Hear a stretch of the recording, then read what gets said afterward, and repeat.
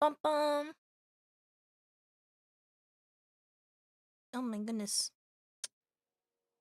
Oh my goodness gracious. Hello everybody. Sorry for the low quality on the camera. I don't want to pay like $50 a year just so I could have a premium like camera. I don't know if I'm gonna do this ever again. You know, like it's fine. Anyway, hi everybody. Hope you're all doing well today.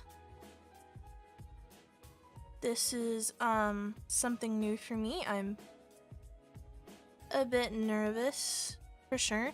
Why isn't my voice working with the thing? Bum. Brr. Brr. Ah. I gotta turn off and on again. That always works. Salmon God. Hi, Salmon. How are you today? How are you? Can you guys hear me all right?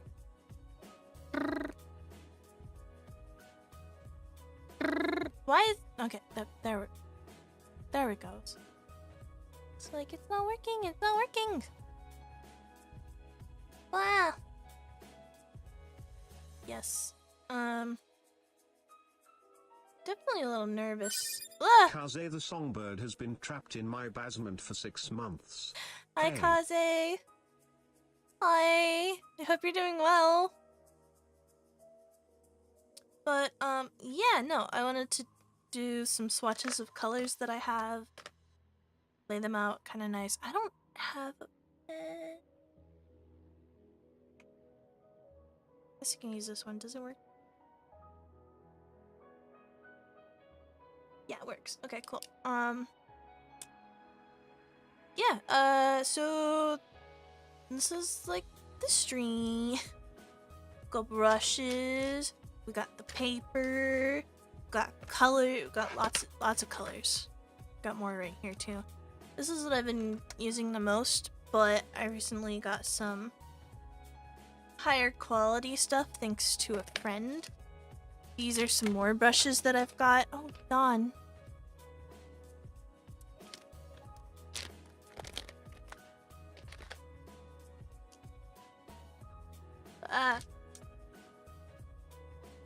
I'm definitely feeling a little self-conscious. I won't lie. So, well, that one's really loose.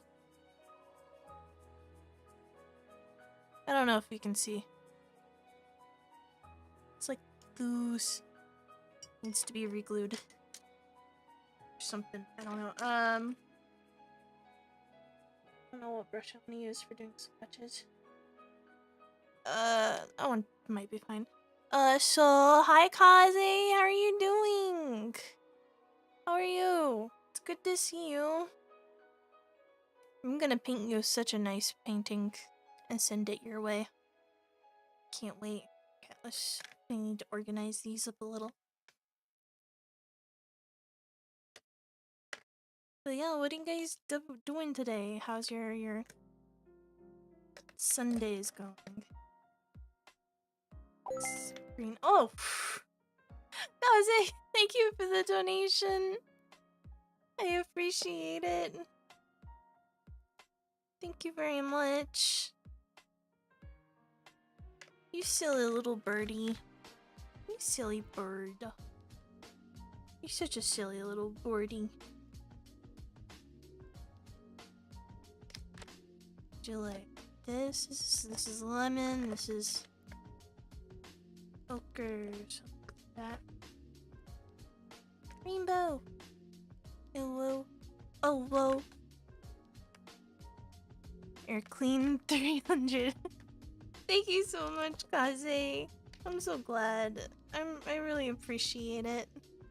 You've done so much wonderful stuff for all this, and I can't tell you how much I appreciate it. Okay, so I'm gonna line these up here, colors. Because,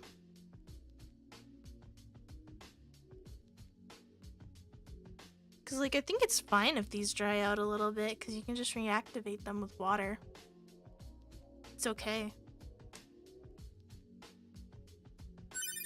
Omnipower Gigi has been trapped in my basement for 47 months. Working and lurking. lurking. Here's to another how many more months.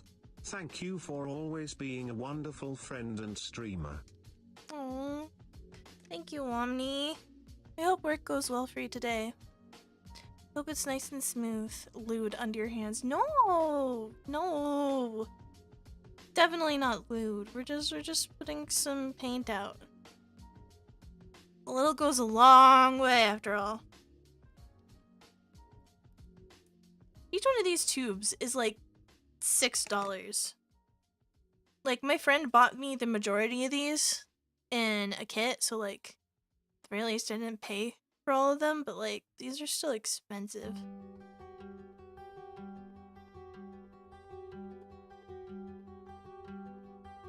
But yeah, no, I'm definitely excited.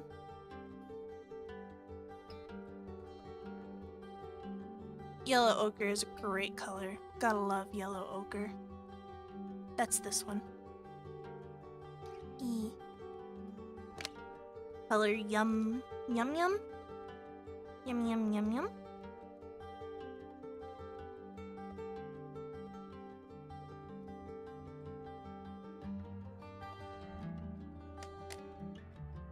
Okay, I had this color here last time, so I'm just gonna put it right there again.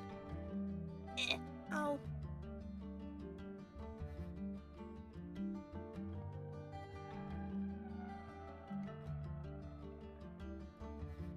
Gonna swatch all these colors, and I'm gonna I don't know. We're gonna have a nice time. That's what we're gonna have a nice time.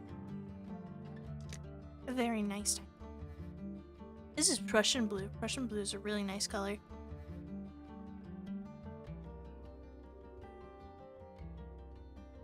So I want to make some like very rainbow flowers. You know?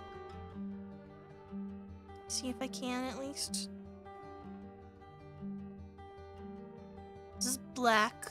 Black is a very powerful color.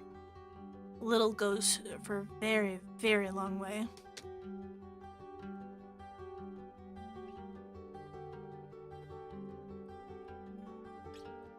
And brown. Brown is nice. This one's burnt umber. It's a really nice brown. It's like a nice warm brown, just like the yellow ochre is like a warm yellow. And this one is the cadmium yellow, which is also a bit on the warm side. But this lemon yellow is on the cool side. Like I can tell, just like warm, cool, cool, warm, warm, warm, warm, black, cool, warm, and warm. There's a lot of colors are complicated, man. So, okay, I'm gonna start basically. Where did I put my? Here we go. Some washi tape. It's just plain purple.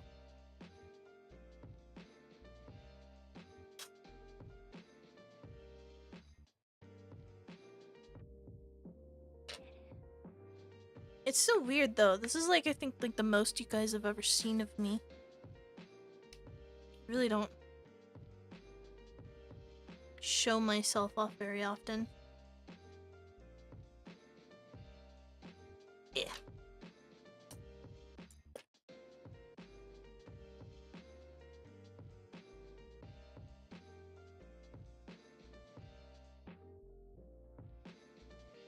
I don't have anything to put my brushes in.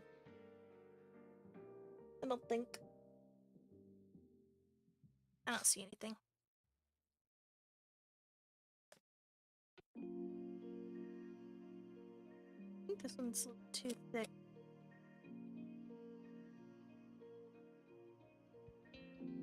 does that look? Those look good. How many colors do I have? We count those. 18, 19, 20, 21, 22, 23, 24, 25, 26, 27, 29. Well, they can't count, so.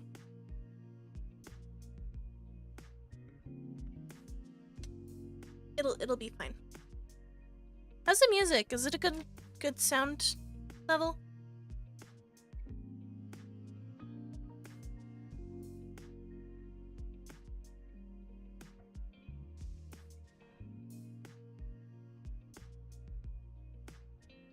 Okay, cool.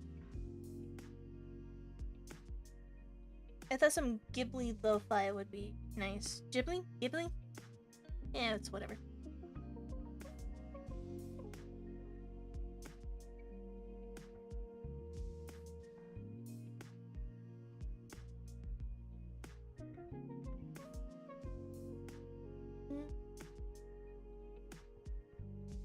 Let's see, what was the brush that I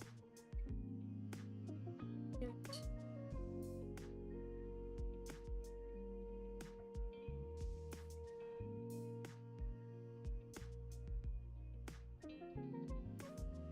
Use this one.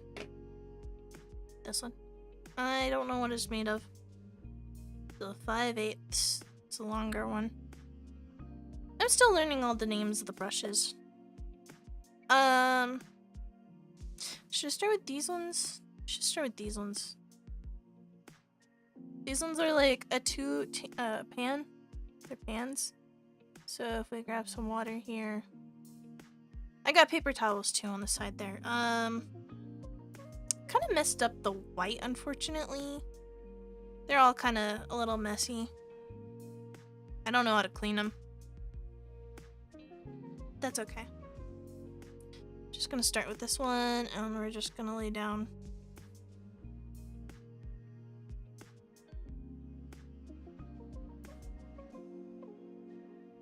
You know, just do a little square.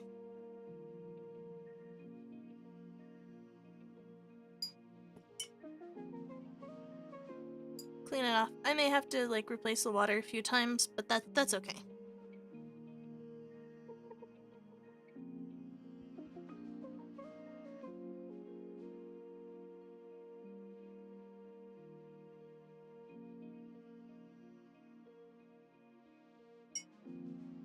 This will be nice though. Just watching Zoe is very relaxing in my opinion. I don't know how I folded this one up on the side. It's kind of silly looking.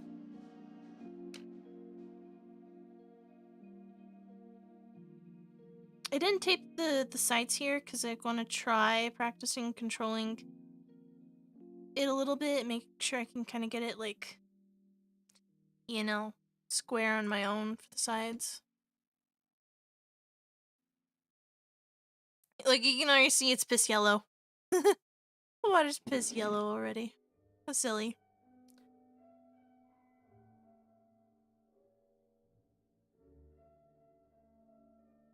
And I am right-handed, so... I had to mess around and figure out how to, you know, set it up properly. So it wouldn't be too much, like the camera wouldn't be too much in my way. You know?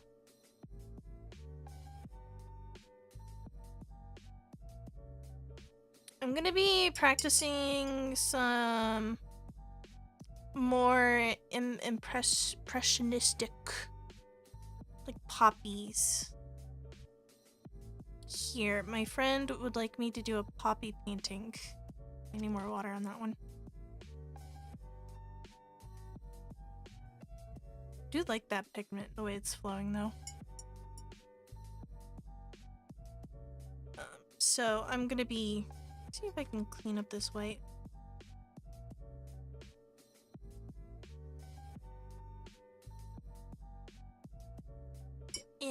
This is an pasta jar. From last night, actually. I spent, like, a little while trying to... clean off the glue. I think I need some, what is it? Goo gone glue? Goo? You know what I mean? You know what I mean? I like how you can see the reflection of the light right there coming from the computer. It's interesting. It's very interesting anyway. Wait. Yep, nothing. Just like I thought. At least it's like cleaned up now. Oh.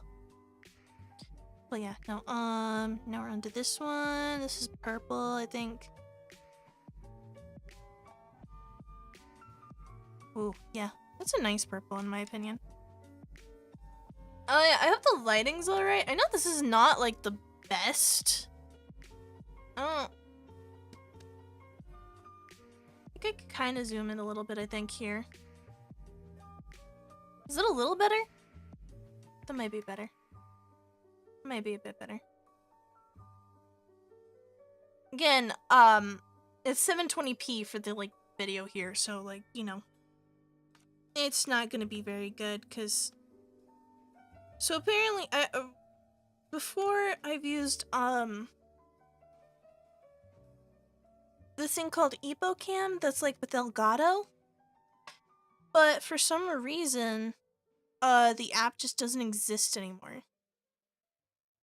So, like, none of it works anymore. So, like, even if I had the app, I don't think I'd be able to connect to the Elgato camera hub that I have on the PC.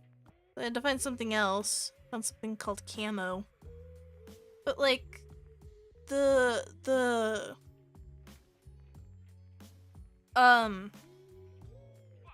like, lifetime purchasing agreement for the thing is like $100. And I'm like, bro, I'm not spending $100 just for one single stream.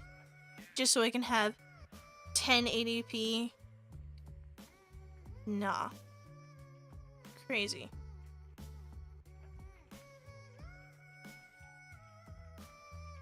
Crazy. You're crazy if you think I'm gonna spend that much money.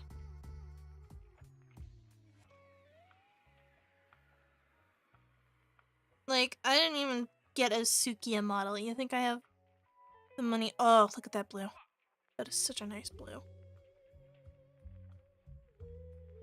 Oh. I do love it. Okay, anyway. But yeah, no. Blue. What is your favorite color, chat? What's your favorite color?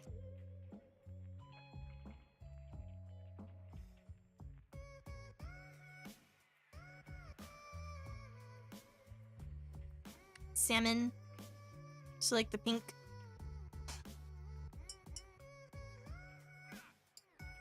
Cause that's like a decent salmon color. I feel like it needs a little more red, but like, yeah.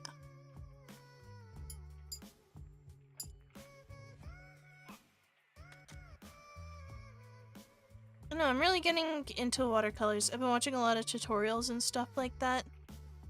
But obviously, the only way you can really get good at it is to do it. Is to actually...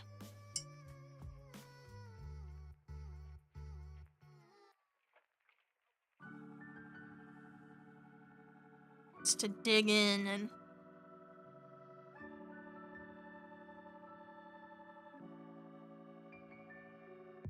That's not a bad green. It's not bad. I didn't leave enough space for it there. But it's fine. I'm not really a professional, so...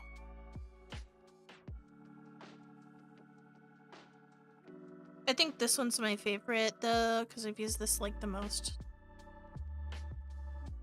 Hold on, let me see if I can.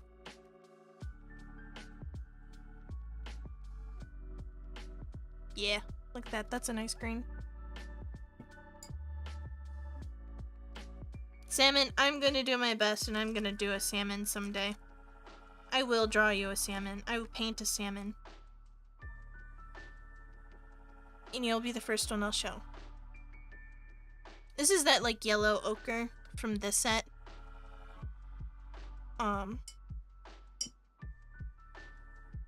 It's not really as, I don't know, toasty as I'd like. It's definitely a bit more saturated.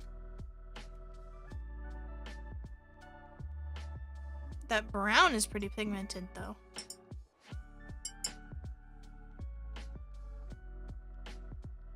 And this one's black. Actually, not bad. Not bad at all. But now we're gonna get into these. Should I swap the water out? I don't care.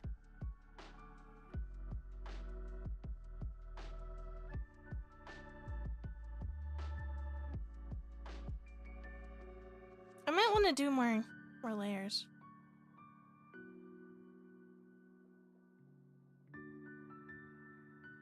I feel like these ones, it's a lot easier to like... The tubes, you can use a lot less paint easily. You know what I mean? Let's make it more.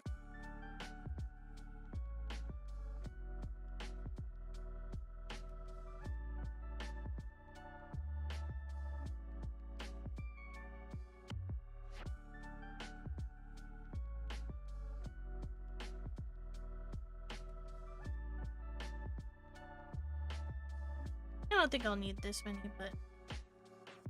Meh.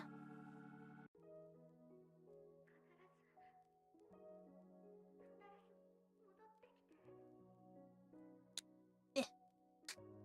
Gotta use it or lose it. Eh. Why is tape stronger than me? Eh. There we go.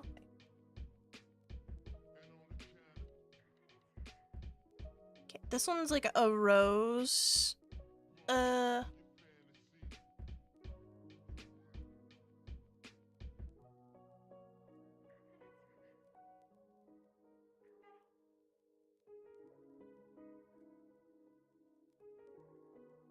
Oh. I do like that. That is a nice color. That is quite nice.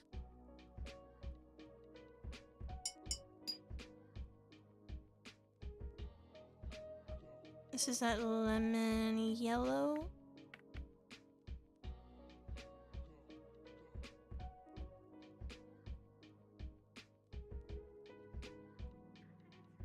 Oh, it's like way too much. Hold on.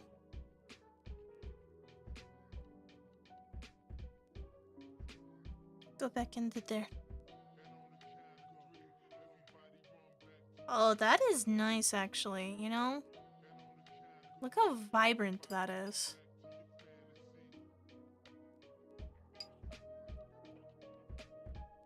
Like, it's like the same vibrant as like this one, you know? This is the cadmium yellow.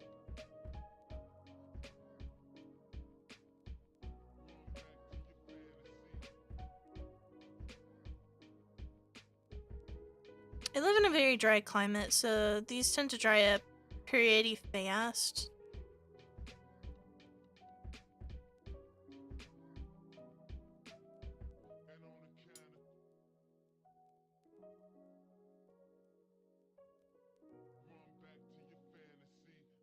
Honestly, they're pretty similar, but I think honestly, on camera you can actually see the difference a bit more. This is just like slightly more like orangey.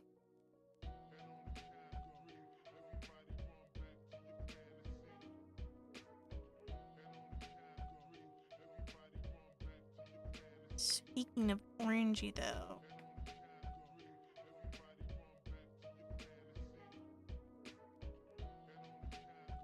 Yellow ochre. This is very much like that cowboy color, you know? It looks a little more saturated on stream, but, you know. It's fine.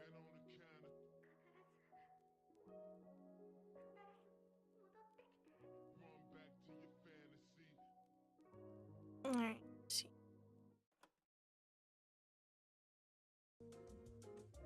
This is what, sap green?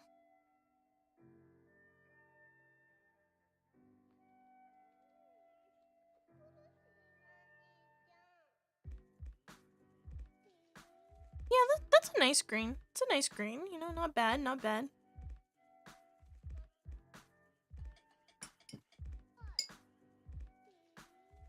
I tend to mix a lot of colors. Because I mean, technically all you need is just, you know, RGB blue. Red, yellow, and blue, or like the magenta, cyan, and yellow palette. Like, oh, but yellow just can't be replaced by either any color at all. It's very funny to me. What is it? This is the brown, right? What is it? It's burnt umber. That is a very red brown. Doesn't look like that on stream, but totally is.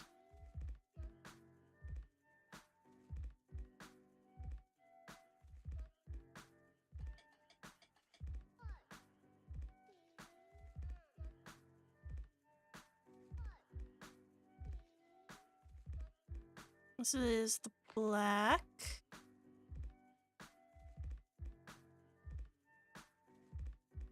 Gonna put it over the purple here. Whoa! Look at that black. Look at that. Compared to this one? Jeez. That is indeed ivory black. Holy cow. The difference. That's why you swatch your colors.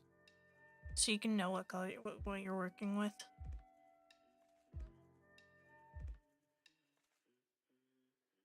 You know?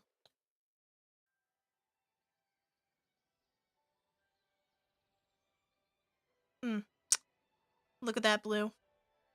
Gorgeous. Absolutely gorgeous. Love, love, love it. Such a nice blue. Look at it. So deep.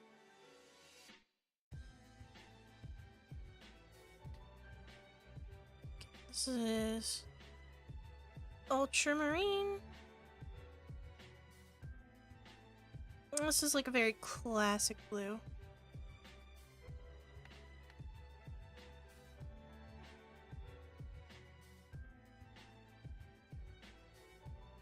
Yeah, it's just a very cool blue, actually.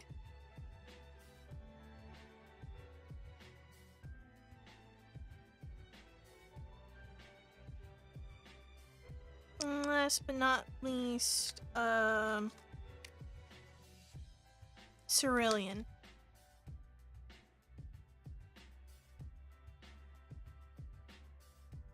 This one is like very close to cyan, you know?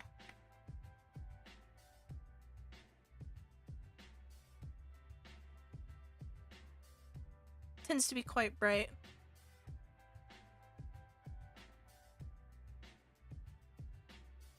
And I think it's interesting too, how like you can see when these colors dry a lot quicker than these ones. Like these ones are still, like that one was still a little tacky. And like these ones are dried, but like, I don't know. I feel like there is a difference. Like, oh, that one's not dried yet?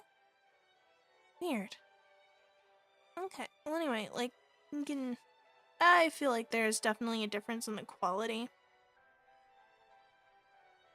Like, these are still decent, don't get me wrong, but I feel like these ones are just, like, better.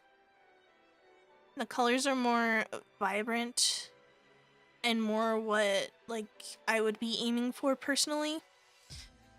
Some of these are just a little too... I don't know. I like them all, though, and I'm glad I have all of them, because I need all of them. Let's let that dry out. Gonna put that, like, over to the side here. In the back, you can't see it, it's fine.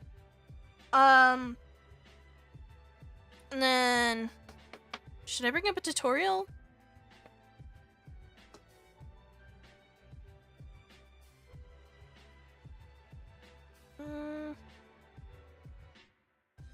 What do you think?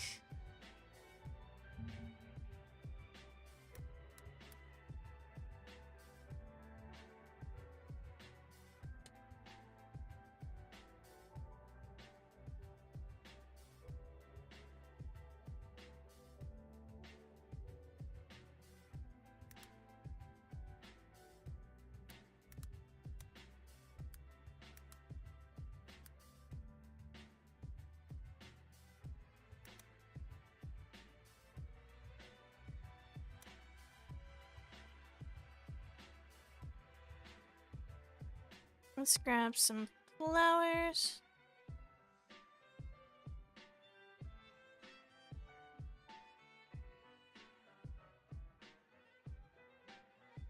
There are a lot of ways to do this. This was a person that I was watching yesterday.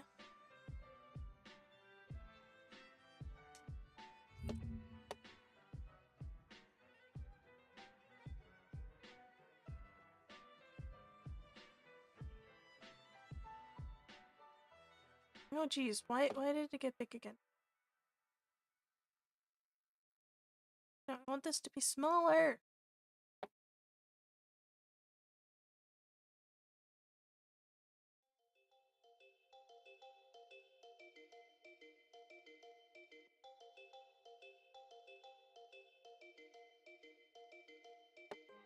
With the granddaughter. Yay, I'm gonna put this like here, I suppose? Yeah, it's fine.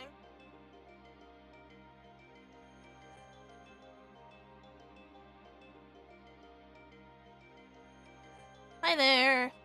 Skip over a bit.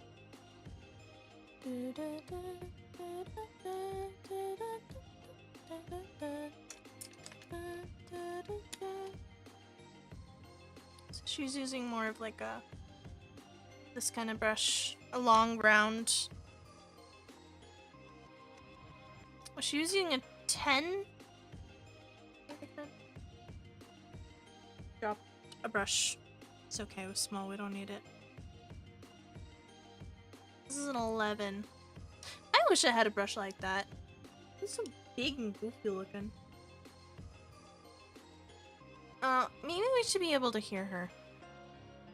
Link a mop brush for you, basically just to pick up the water. So any brushes you have, this is a Princeton 16, that would also work quite well because we're going to be laying down a lot of water and then we'll be picking it up to create this kind of transparency. So this is our goal here. I'm going to be using my Lane palette as always. You can use your Winsor Newtons and just basically choose whichever pink or reddish color you want. And then also like a cad yellow, and this is just a sap green. Same within the My Lane palette. I'm going to be using their, probably in here, like I said, it really doesn't matter, whatever pink you want. But I'll probably use this ruby red. I really like this rich dark color, and it goes really well with the cad yellows. So again, in Winsor Newton, that might be a Quin magenta and a cad yellow, and then this sap green. Okay. I'm also today using my Artisto pads, as you know, are my absolute favorite. I share with you all the time. Such a great paper, has a really nice feel and quality for the student.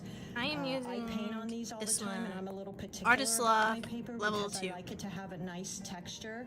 I also like it because it's on a ring binder, so I have tons and tons of these Artisto pads, and I date them. It keeps them all together. If you did want to gift them, it is perforated. So, all right, let's get started. I went ahead. I've got my 2 containers of water, one to wash, one to rinse. I should probably get clean water. I have got. Let me do that. Let me grab some clean water. It would only take me a second. Like, the bathroom's like right there, so.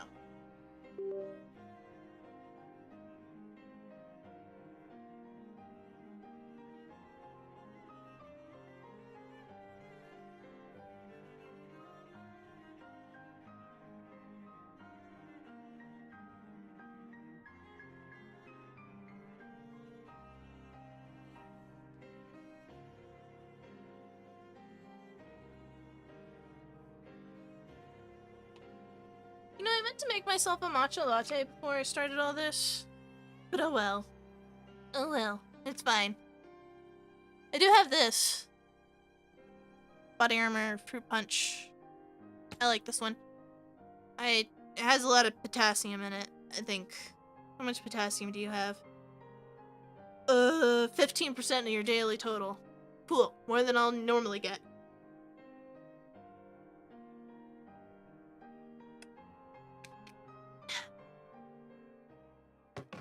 Anyway, what is this card anyway? I didn't look at what this was. Oh. Let's upside down.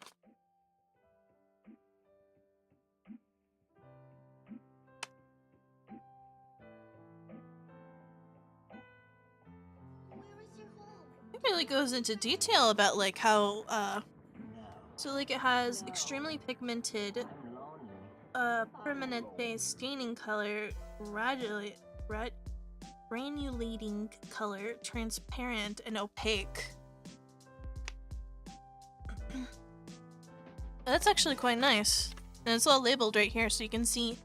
So like the lemon yellow that we did right here, this one. That one is an A, so it's more of a permanent color. Same with like the cadmium. If we go over to, what would it be? The cerulean. Oh shoot. How about the Prussian blue is more of a permanent color? Raw umber. So like this one right here. That one is an extremely permanent color. ST. It's an ST. Where is your home?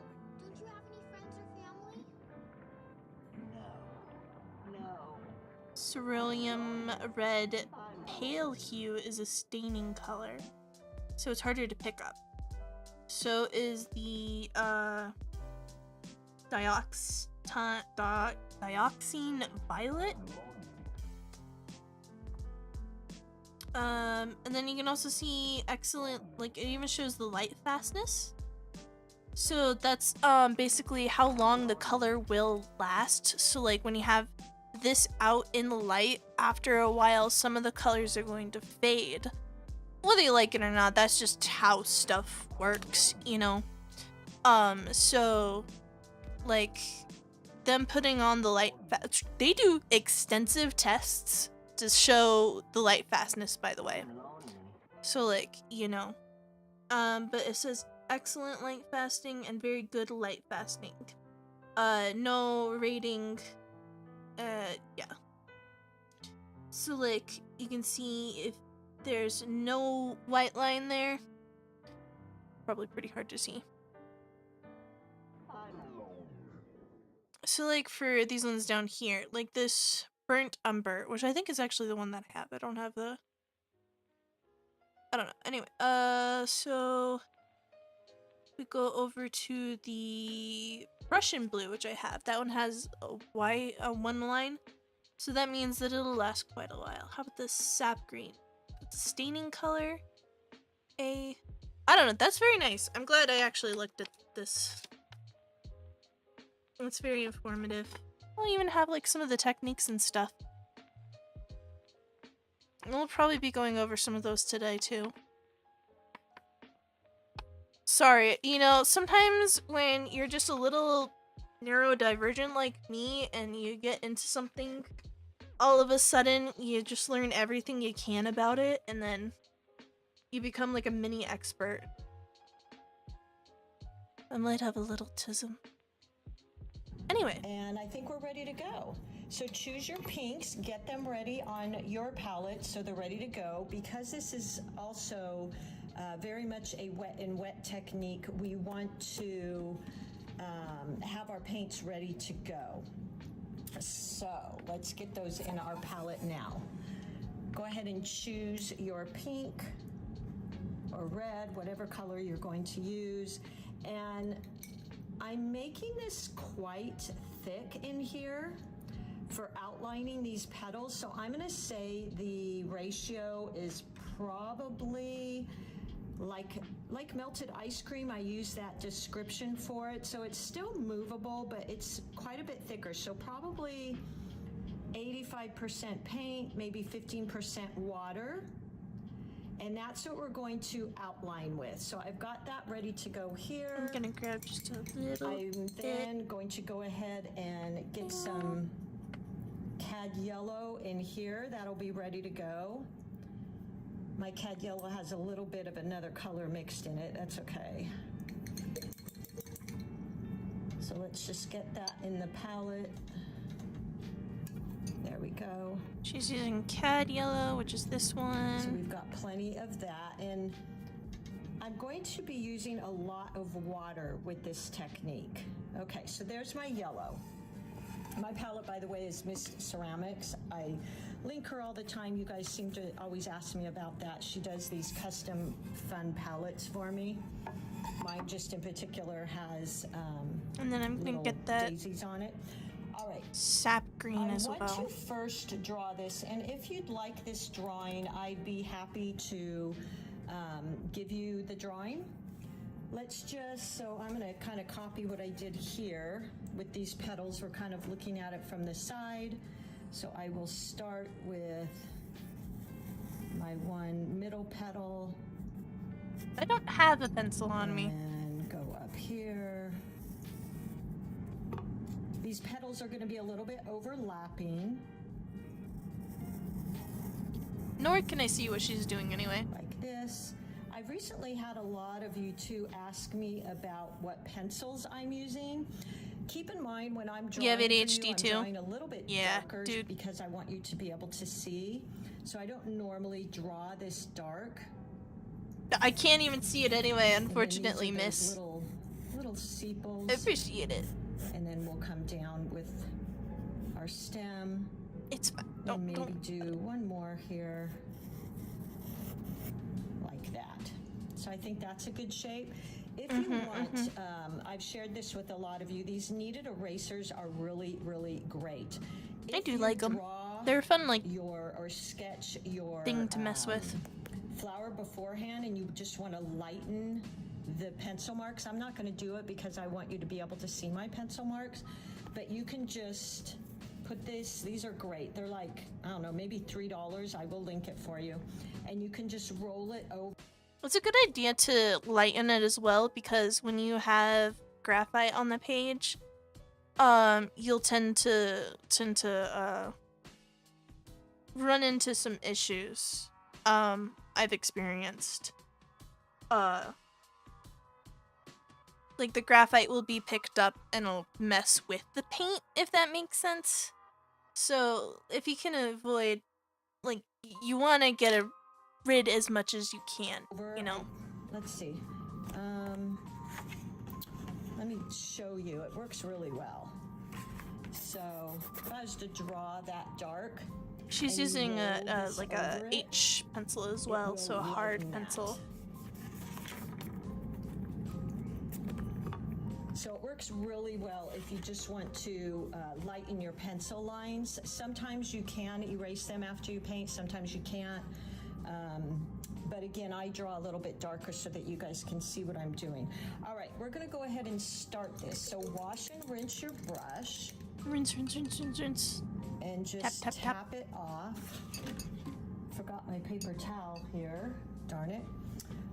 And I'm going to go into this paint that we got ready ahead of time. And it's quite thick. And then let's start by, let's see, which one should we start first? Let's start this one here. So I'm outlining it. And then up here, I'm just carrying down some of that red like that. Wash and rinse your brush rather quickly, and then I'm going to go in at the bottom of that petal with my yellow, and you can keep it quite watery here because I'm going to show you what we're going to do. Wash and rinse your brush, and let's go back in to this and pull it down, as you see me do this a lot. So now your petal is quite dark. What we're going to do, wash and rinse that little brush, go ahead and pick up your mop brush, and it should be rather dry. And we're gonna go in and lift up paint with a dry brush, but not the edges. So I'm picking up, look at that. Wipe off your brush, pick up there's again. still pigment from the other Get color. it a It little was bit wet, but make sure you really wipe it off on your towel. And I'm just going to keep picking up and wiping off. So it almost has this translucency to it. that is. Like that. All right, let's go ahead and go on to our next petal, which we'll do this one here. I don't want to go right next to this one until it dries a bit. And pick up a little bit more of that paint. I just added a tiny bit of water, so it's that milk or that melted ice cream again, that type of consistency. And then I'm going to go around this with just a light pressure of my brush, holding my brush almost upright. I'm tilting mine a little bit so I don't block your view. And you have to work pretty quick here because you don't want this to necessarily dry. And then just pulling down some. Okay. Wash and rinse your brush, dry it off, pick up some of that yellow for the base of our petal. There we go. Wash and rinse your brush. Pick up a little bit of that red again, but a lot wetter. And we start going in here. And leave some of these white spaces in there because that's really pretty. Going around these little sepals here. And there you go. Look at how beautiful that is. That is something I only can do with my watercolors. I'm working rather quickly here. I'm grabbing my brush. It's fairly dry. And I start picking up. Lifting is what that's called. You can rinse the brush, but dry it off on your towel or your paper towel, and you're lifting the paint like this. Okay, so it gives you this beautiful transparent look. My colors aren't as Sometimes I'll leave dark as some of hers, those lines, I think. because I think it kind of looks like veins. So look how beautiful and easy that was. Now I know I went kind of quickly because we are working with wet and wet for the most part, and we want, when you work wet and wet, you kind of have to work quickly. Let's go ahead and follow this. So again, I go into that pencil. creamy mixture. I think hers is The thicker. red or I'm not pink that using you've as thick. chosen. I'm nervous about using super thick. And I'm going to outline that petal. And then add in, but trying to leave in some whites. Wash and rinse my brush, pat it off a bit, and pick up that yellow. Go around that sepal there. Yeah, I'm not using nearly as much paint as she is. Okay, there we go. Look how beautiful. Now this one I'm actually going to leave just how it is. I'm not even going to, well, maybe let's lift just a tiny bit, but not too much because I want it to look like it's in front of this other petal. So actually, you know what? I don't think I'm really going to lift much, okay? And then let's do this petal in the background because I think these are dry. So I go back into that red paint. I'm outlining because I can see the outline through these petals. And try to leave some white space. Now I want my paint to be a lot darker than that. and a lot wetter too than I normally have you paint. Working fast, wash and rinse my brush and go into that yellow, painting around the sepal.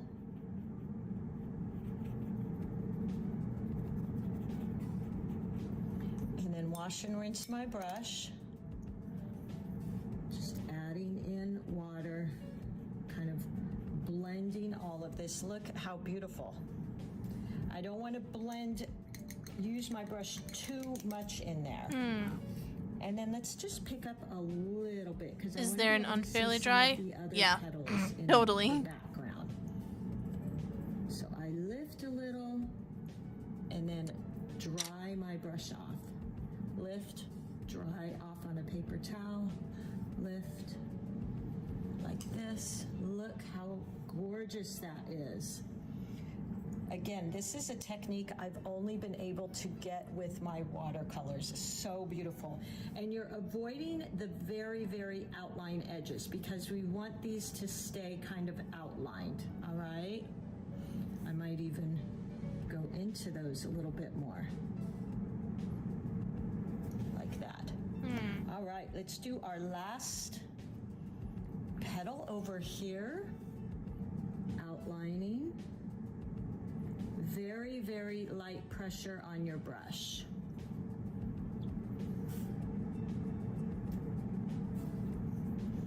And you want this to be pretty wet up here, because we're blending and leaving some white spaces. Wash and rinse my brush. Pick up that yellow and start blending here. So, so beautiful. Wash and rinse my brush. Go in, and you can be pretty wet here because you're just going to go in and pick it back up anyway. Look at how gorgeous that is. That's way too much water. Ooh.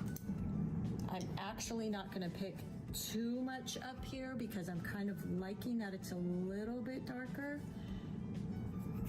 So just a tiny bit. There we go. How beautiful is that? And how easy is this? There you go. It is. Let's go ahead and go in. Interesting. And we'll Okay. paint as long as this is dry. So this is dry on this side, and you can tell because it's not cool to the touch. This side's a little bit wet, so let's maybe do our stem first. I'm going to go into my sap green. I just used the paper towel Pick up to some of pick it up. that. I typically Help it dry mix out sap faster. green and olive green, but I think for this one, I like the cooler green versus the kind of olivey green. So I'm going to go in there, light pressure, to use the tip of my brush. I want to keep my hand rested on my paper and just light pressure here. Look at that.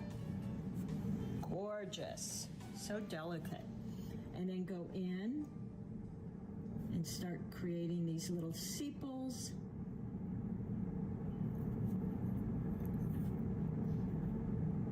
Again, making sure it's kind of dry.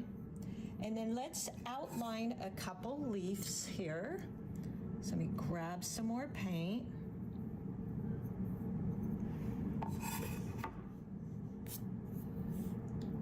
Point, press, like that. Point, press. And we want this to be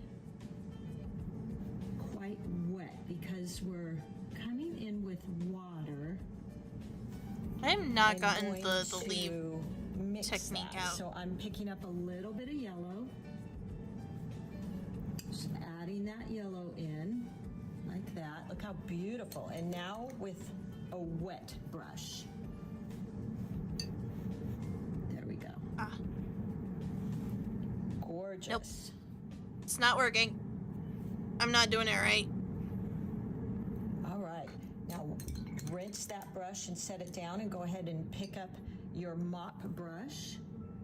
And I've actually got some red on there, so get rid of some of that red. You need to rinse your brush and then dry it off.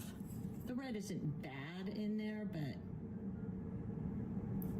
And again, I'm leaving the outline. This is a very interesting technique. I will give you that.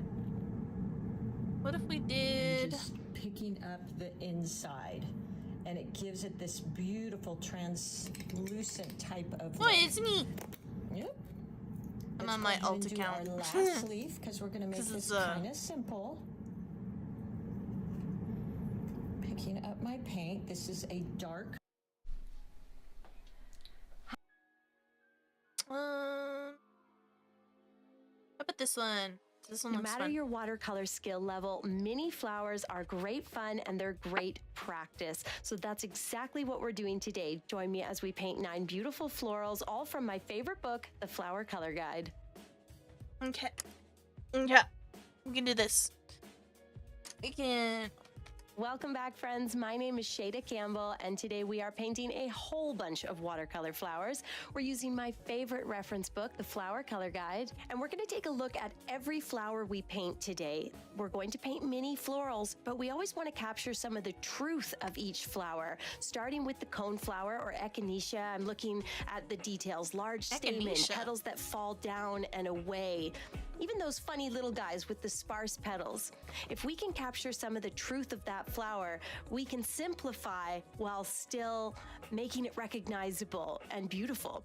And I'm also going to paint the hyacinth. So take a quick look at it. Look at those big round blossoms, and let's jump right in. It's the Doing first 9. weekend of the month, and that means there's an extra tutorial for all my supporters over on Patreon. To see how I created this graphic modern wall art, head over to patreon.com/Shada Campbell. It's only $2 to join or $22 for the year. I'll start by mixing up the purpley pink that I need for that cone flower. I'm using a blend of magenta and purple. I'm also going to mix a little bit of white in there to lighten it slightly. You'll notice I have 2 glasses of clean water, one for cool colors and one for warm colors.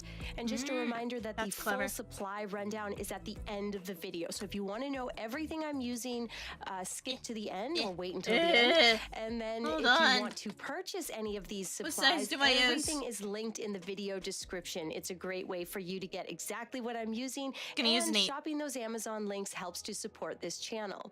So for the cone flower, my green is a mix of sap green with a little Van Dyke brown, and I've got a little bit of deep phthalo green on the palette as well.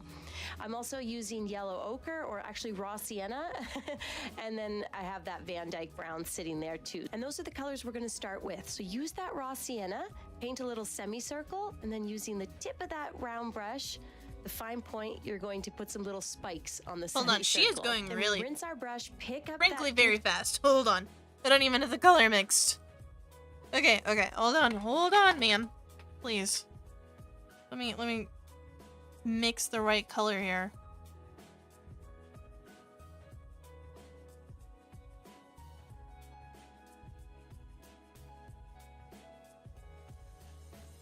Okay.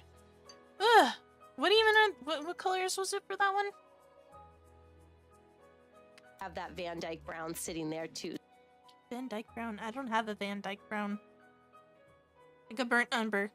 I'm gonna mix the yellow ochre and the burnt umber. I think that'll give me the colors I want.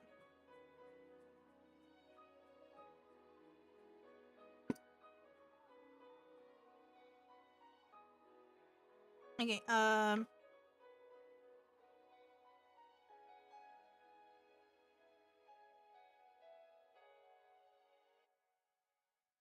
don't think we need a ton of it, so I'm just gonna go in.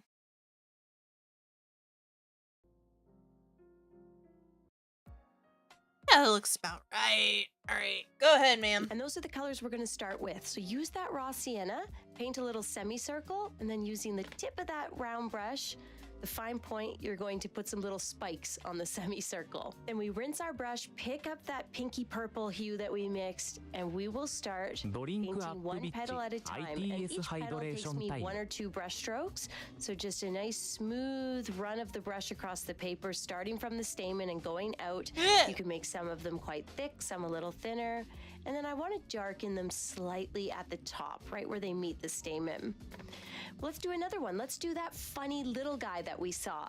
I start by drawing a circle sort of with the paint, and then I'm doing these thin, sparse petals. So leave some weird gaps in there. Don't get hung up on symmetry or perfection. You can use a mix of Van Dyke Brown and raw sienna to paint the stamen at the center.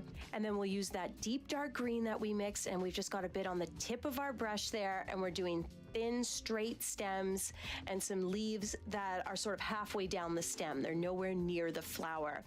So even though we're painting mini florals are a great chance for us to simplify and not get hung up on a lot of details. But even though we're working small and we're working simple, we're capturing some of the truth of the flower, and we do that by looking at the reference material and picking out certain details, like the sparse petals, like the leaves being lower down on the stem.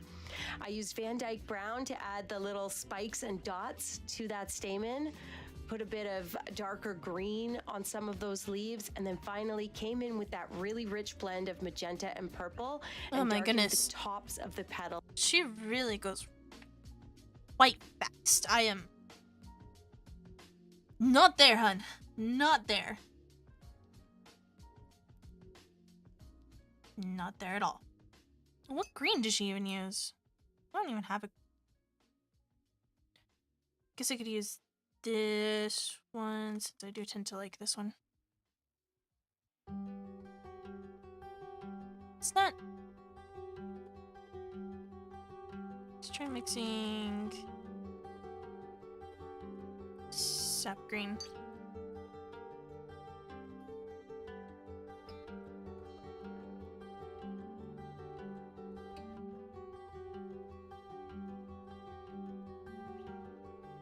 Maybe a bit of the burnt umber.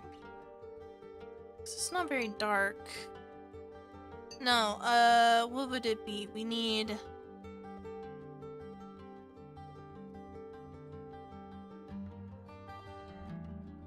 adding a bit of blue. It is instinct, I think, to go for like black and stuff like that when you're trying to make a darker color. But black is really not the color you want to use. Does that count for hydration? Okay. You want to use the colors you have.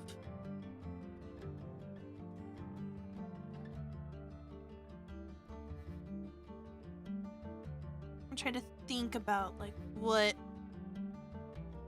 yellow and blue make green. How do you make a dark green? You add a little more blue, you add a little more yellow, yeah.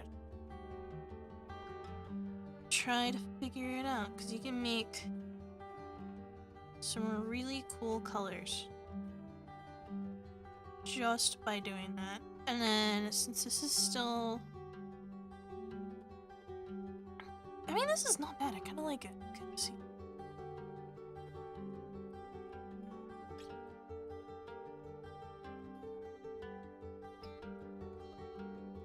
Ooh, that's a nice leaf. That's not bad.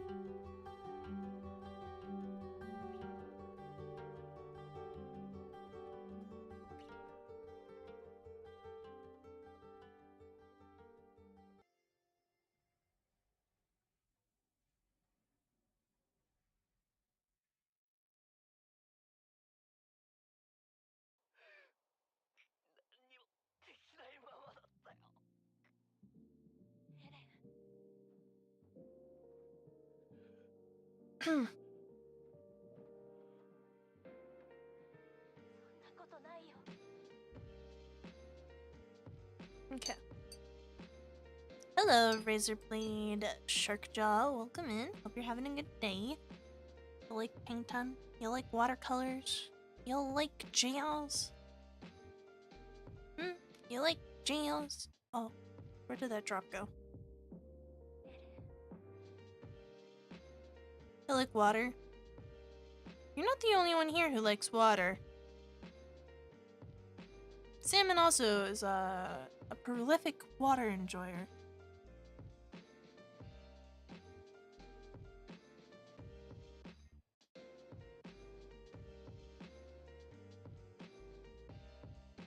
is it so... Don't want it to be that watery. Go away. Go away. Hold on. I changed my mind. I want it to be... not so watery. Plate a paint clean color, yum. So what brings you to our humble abode? Shark jaw. Woo-ha-ha.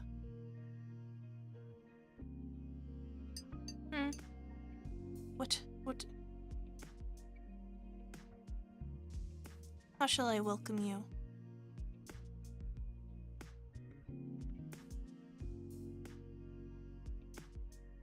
I was looking for someone to bully. Ah!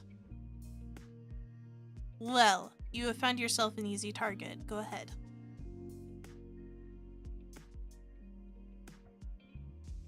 Anyway. And now I'm kind of Then he asked me about water, and now I'm kind of chilling. Cool. I asked the right questions. Sometimes that's all it takes, right?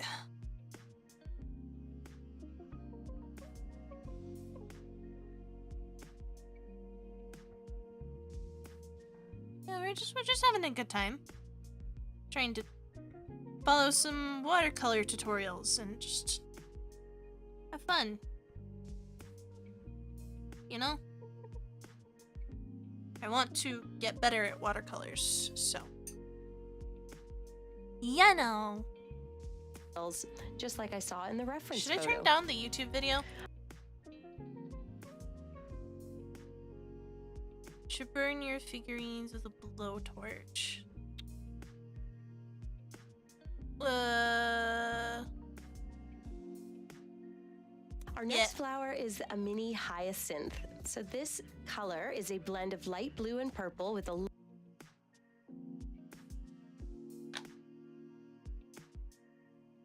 It's periwinkle. I have to make a lot of colors for this. That's unfortunate. What if I just water, grab,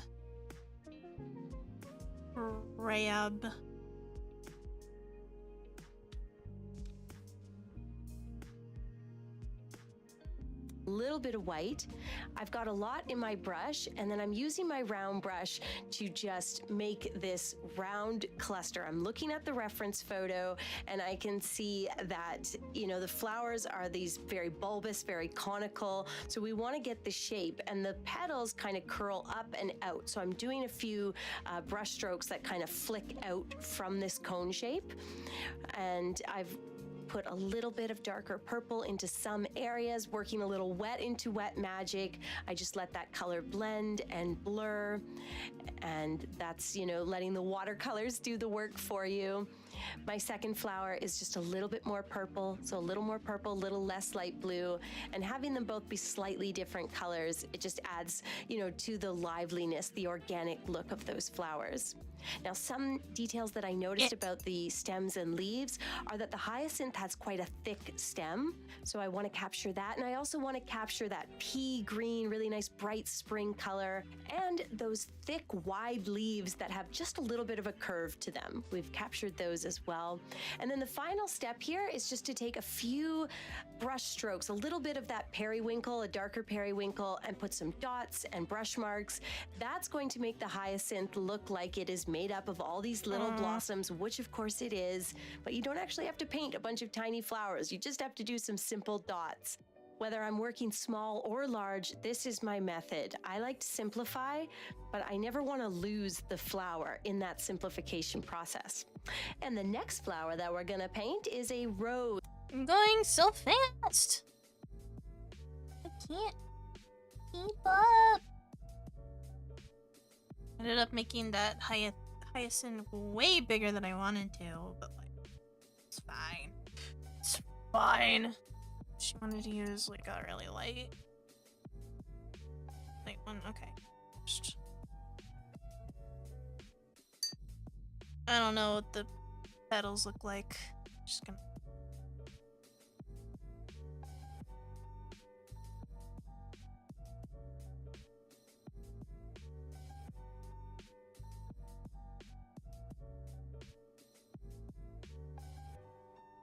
Should I add some of those in there?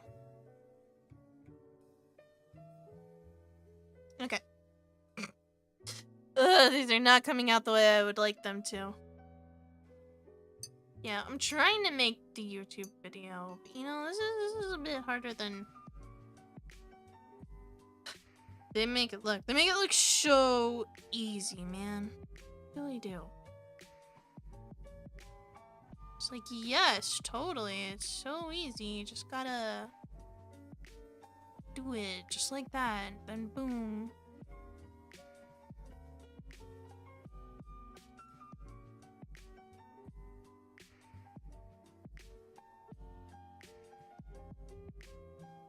I mean, I know mine don't look bad. It's just...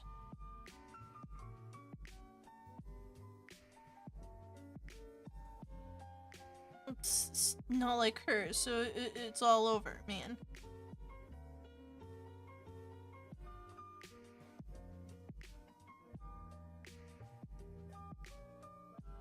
Okay. I mean, it's, yeah, And there's lots of roses featured in the flower color guide. What I'm seeing here are dark green petals that kind of frame the flower really beautifully, and layers of petals. So we gotta find a way to paint those layers. I'm going to work in a really nice light yellow, a yellow so light it is almost white. So I have mixed a whole bunch of white watercolor paint with a little bit of Naples yellow. I have white here. Let me just try to pick up a bunch of it. Ugh.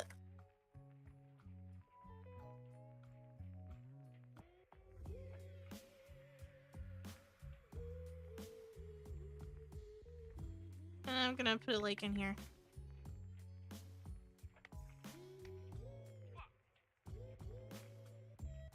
She said Naples yellow. I don't know what yellow that is. What yellow should we use, chat? How about...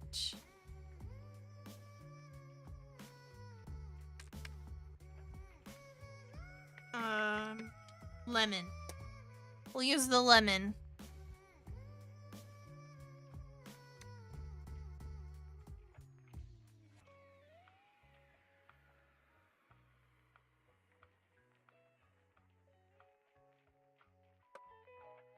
But also put just a hint of brown in there. And with that creamy color on your brush, we're going to paint a sort of bowl shape. So I like to start with that one middle petal, and you think of painting a cereal bowl where you can just see the edge of the back and you've got this semicircle shape. Now around the semicircle, we're going to paint some flower or petals falling away. So just do some messy brush marks along the curve at the bottom of that bowl shape. Keep it very thin and delicate across the top, across the back of the curve, and then pick up a little bit of raw sienna and just do some dotting in that area where you left the negative space inside the bowl. From there, we noticed in our reference material that the flower was framed by lots of dark leaves, and they're an oval shape. They come to a bit of a point. So that's what we're painting here. I'm just running the belly of the brush across the page. 1 or 2 brush strokes gives you a leaf. Don't overwork your paints, and paint as many leaves as you like, joined by some thin stems. That is a dark green. Holy moly. How do I even... Now that one I feel like I gotta use black for. Jesus. Cheese and crack.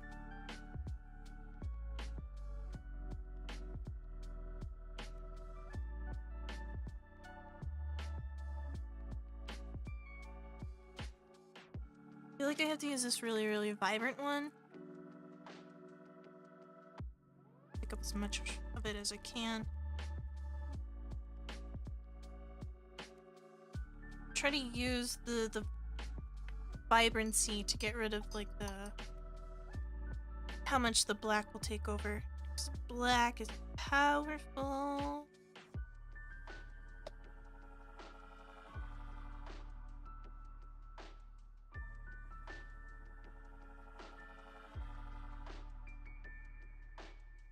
I still think we need a little black.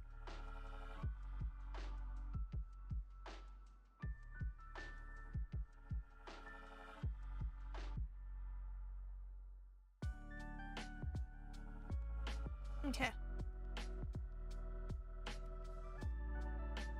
So, using brush. Colors still aren't as, like, vibrant as hers. That's okay. It's fine. Or, well, no. What's the word I'm looking for?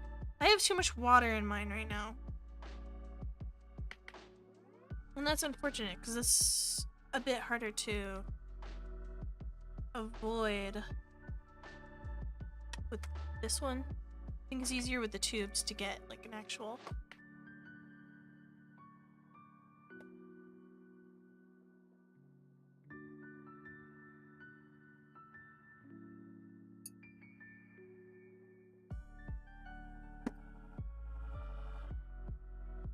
That's also the thing, is that it ends up making so much paint, and then I'm like, got a bunch extra, and I don't know what to do with it.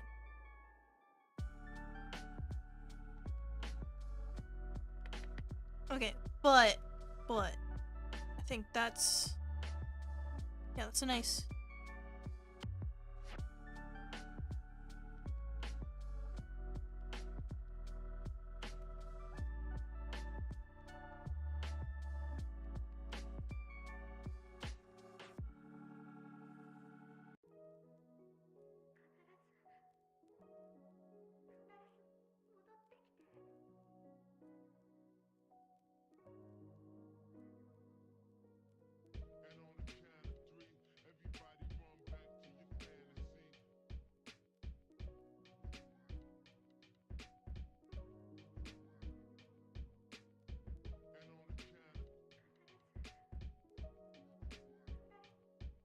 I'm trying really hard to be light with the strokes for some of these.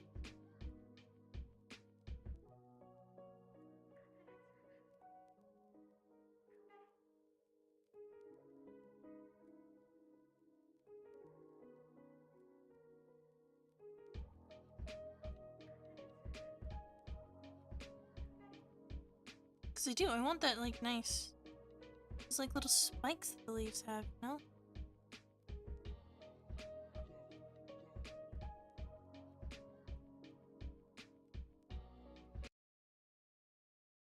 What's going on?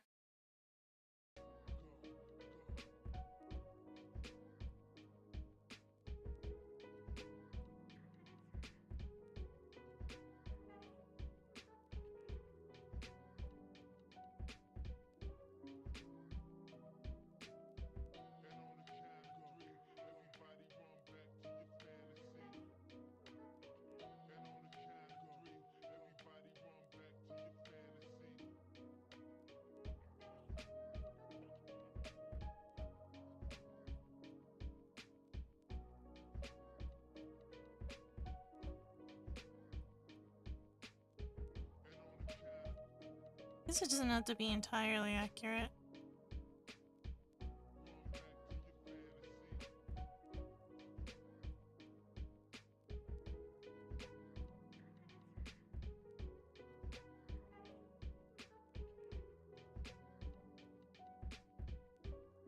I mean, it's just something. Okay, what's next? By this point, the flower has begun to dry and we want to add some definition. So I just added a little French gray to that creamy color. You can see it's like a darker beigey cream. French and gray. I'm putting some messy brush strokes around the base of the rose, at the bottom of each petal. And I'll finish up by putting just a few dots of Van Dyke brown on that raw sienna. Ugh.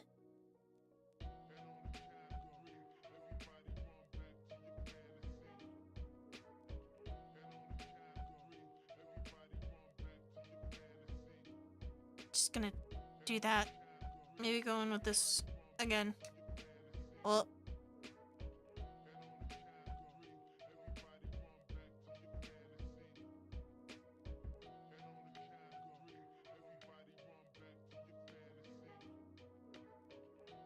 There's still a bit of green on my thing. This is fine. It's fine. It looks colorful. At our center. Let's grab our reference book because the next flower is larkspur. What I'm noticing Larkspur. is the flowers are very small. They're clustered in a lot of areas, and the leaves and stems almost look weedy. So those are a few of the things I'm thinking about as I begin to paint.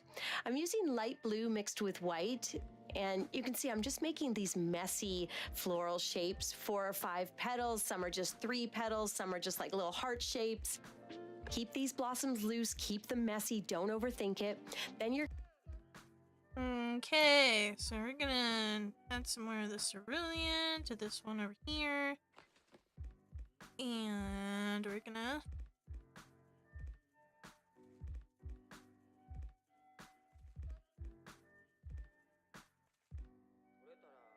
Again, just try to... She says, and keep it nice and loose. Because I can totally do that. Mm.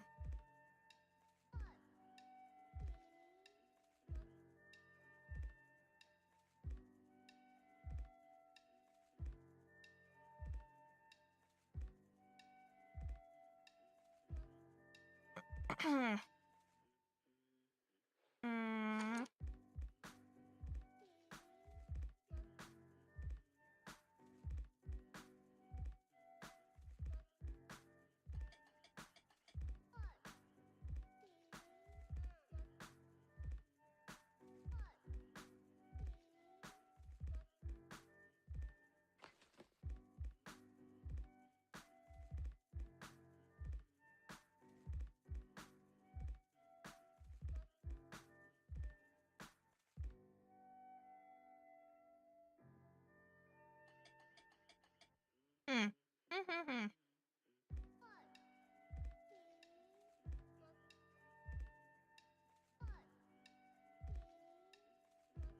going to come in with a little bit of sap green on the tip Oh, I have sap green.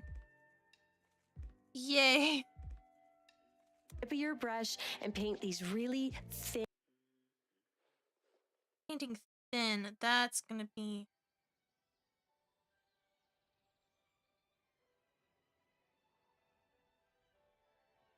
That's gonna be hard. Okay. Thin stems that are fairly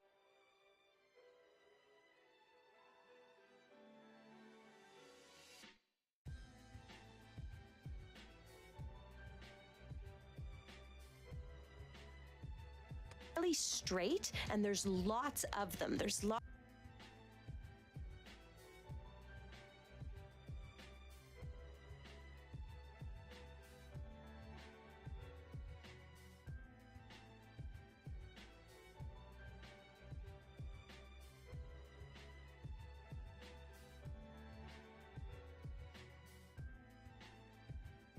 Lots of Pretty the decent. straight grassy branches and these thin tiny leaves that curve outward. Now, if your sap green looks too bright, you can always mix a little brown or red into it to kind of deaden it slightly, give it a more organic look. And then once you're done the leaves and stems, the flowers should be drier, and you can come in with a darker blue, maybe mix a little cobalt into your light blue, and you're going to do a whole bunch of tiny little lines to sort of frame the outside of each flower. Just these really thin little brush strokes. Once you're done that, take a little bit of black or a really dark brown.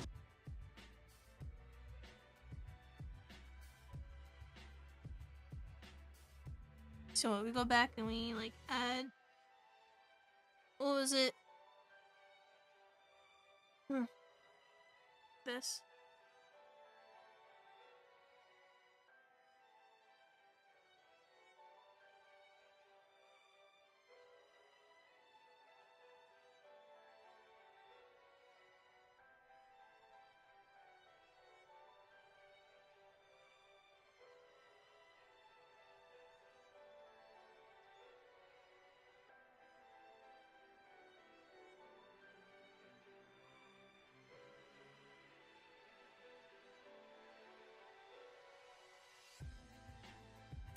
Just on the tip of that brush, put a few dots, a little circle of dots maybe. I thought that might be where this is going. Okay, so...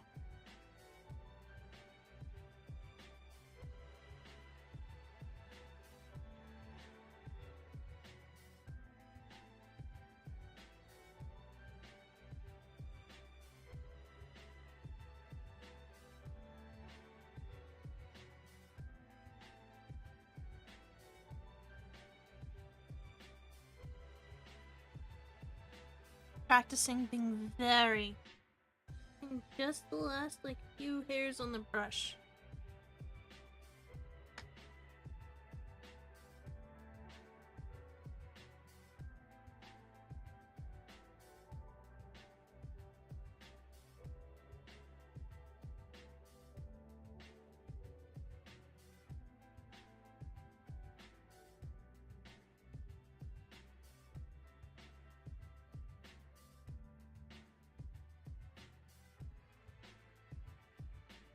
At the center of each flower. And finally, to make sure we capture that weedy, messy look of the larkspur, take a very watery green and just put a few more leaves and stems peeking out from behind. Our fifth mini flower is one of my favorites, Japanese anemone. There's a lot of this growing in my neighborhood every autumn, and I love to paint it. It's a beautiful light pink color, so I'm noticing the color, I'm noticing the shape of the flower, and definitely those thin stems that seem to have the weirdest curves to them. So I've got a little bit of magenta here mixed with a whole lot of white, a little bit of purple in there too. And I'm going to paint a single anemone flower. We're going to go around and paint one petal at a time, just making a big messy brush stroke, kind of running the brush around in a circle. And we want to make sure that all the petals connect. You can see me kind of reshaping the flower while the paint is still wet. I want to capture the shape that I see in my reference material. Then I'm taking a really warm green, so mix. So this is gonna be definitely more pink than hers, which is fine.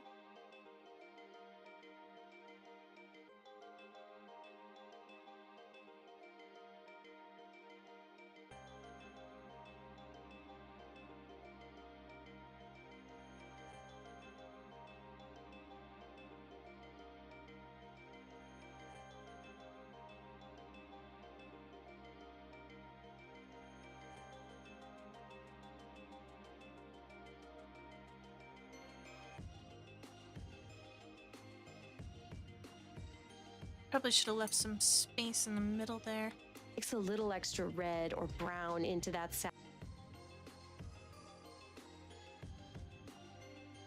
Put the brown up here. sap green, and we're going to paint the stem that does come to a bit of a wonky curve right before the flower. We'll add a messy, sort of shaggy leaf. And then I want to get one of those buds, those drooping, round, bulbous anemone buds in there too.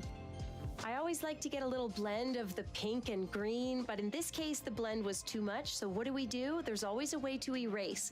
While the paint is wet, you take a damp, clean brush and just press. Dummy!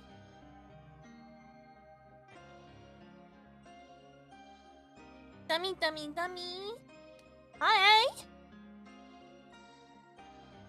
I don't like this flower. I want to go to the next one. The area that you want to erase, in quotes, in air quotes, and you'll be able to pick up the pigment. So I was able to get rid of that sort of green burst.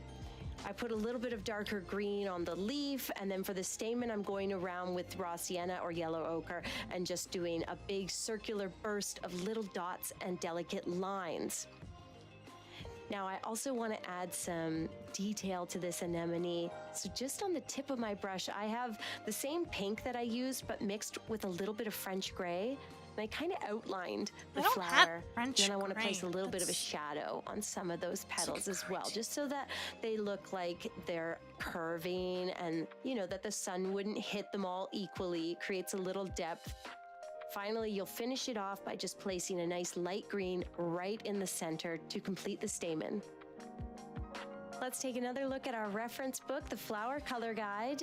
The flower I want to paint next is the Cosmo, and this is a pretty Cosmo. I love this blood red shade. I'm looking at the way the petals all fan out. They're sort of wonky and weird. You know, there's gaps between some of them. So those are some of the things I want to capture. We don't have to capture every last bit of the flower. We just need to capture some of that truth, and that's why it's so nice to have a reference book like this one. And I've linked it in the description below, so make sure to grab a copy for yourself. It's going to improve your painting so much. I'm using a blend of red with a little bit of purple to darken it, and I want to paint these in a cluster. I'm going to do 3, I think, and for each petal, I'm doing 1 or 2 brush strokes. You know, I just want the petals to look very organic and natural, and I want them to look a little weird and funny.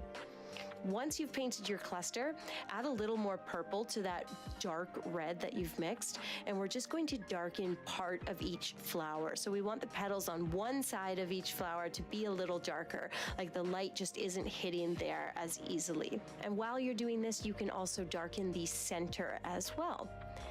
And then we want to capture those very thin stems that have the weird sort of curve in random spots, very similar to the anemone stem, and a very similar color as well. So this is sap green with a little bit of red in it, and I just have it on the tip of my brush there so that I can do really thin curving line and maybe 1 or 2 little shaggy leaves. Okay, we've already done 6 flowers. We have 3 more to go, and our 7th is going to be mimosa. I love this flower. It's sort of like painting a berry, and if you are doing like a larger composition. I'm gonna skip this one, I think. Bruh. Again, it's hard to catch up with her. Like, I appreciate it when people have the attention span of a goldfish these days. Don't you have any friends or family? But like, No. I'm lonely. I'm lonely.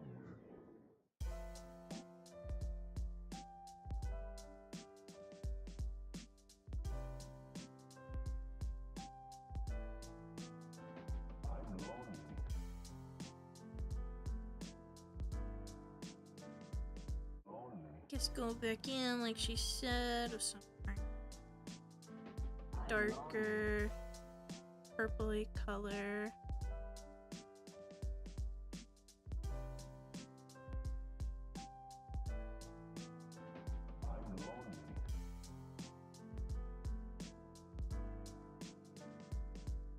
And then what, like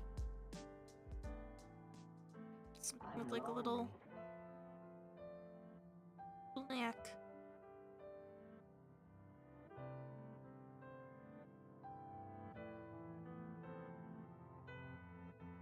Where is your home? Don't you have any friends or family? Does she use like a sap green? Guessing she did. Just gonna use whatever this color is here. It's fine.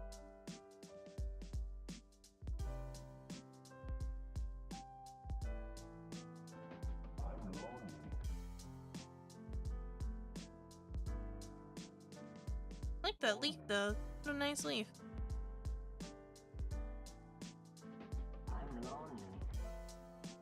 Hmm.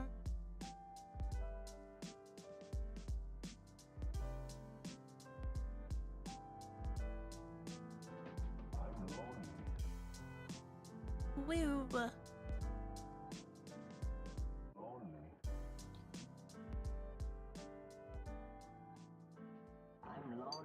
Okay, cool.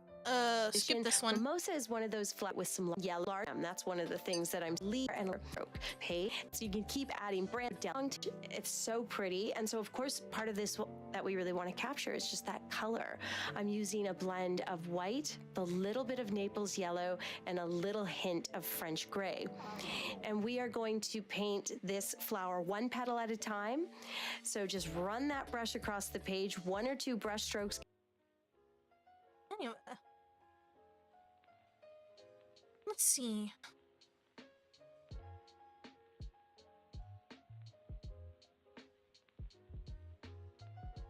Hydrangea could be fun.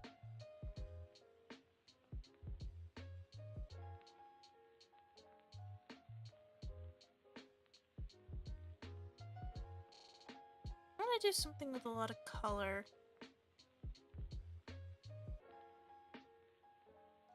Do a few leaves. Just the one. Do some loose pops. spider lily?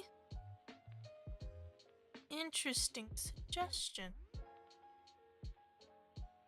Spider lily. What do spider lilies look like?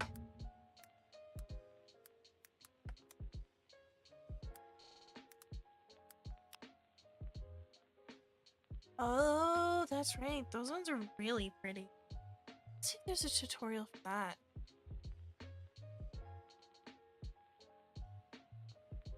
Hello, friends. This morning I walked out, and this little area in front of my front door just gets loaded. Look at all those pretty daisies.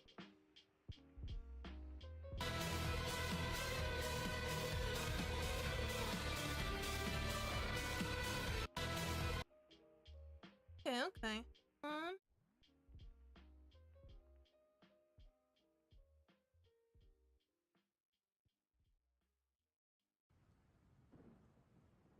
These ones are so funny. This one's like very like delicate in a way. Look at that. So these ones are the funny ones in my opinion. Like the way that they like leave droplets there. It's so funny.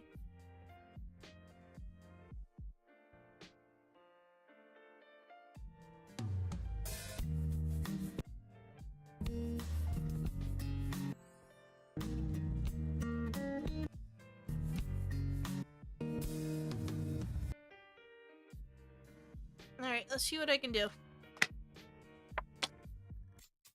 do you think about these? Huh? This one's my least favorite. I don't actually like how the rose came out.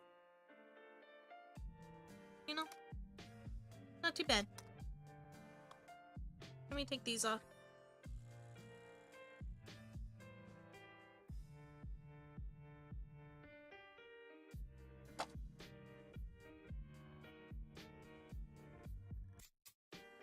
Not too bad. What do you guys think? What's your favorite? We can hide that one. It doesn't need to be seen. Okay. Let's try for spider lily. See what we can do. I am gonna go back to this brush, which is like a 11. I have a 10. Oh no, where? Is this one a 10? This is the 10. It's a 10. Even 10. It makes sense, right? 10 out of 10. Okay, spider lilies are very, very pink. So let's... Gonna just...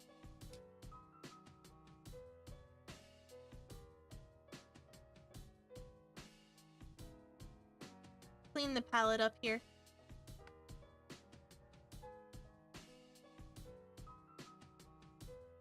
Paper towels are just so necessary for watercolor, in my opinion.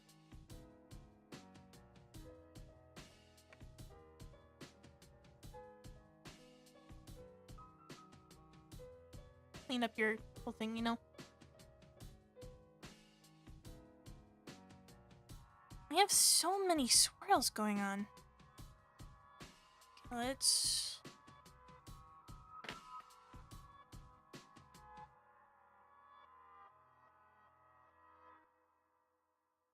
add a good amount of that, and I want to add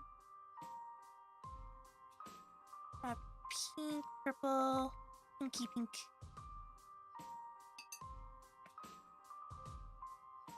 And I'm gonna make like a thicker and a more watery area. Okay, and guess here we go.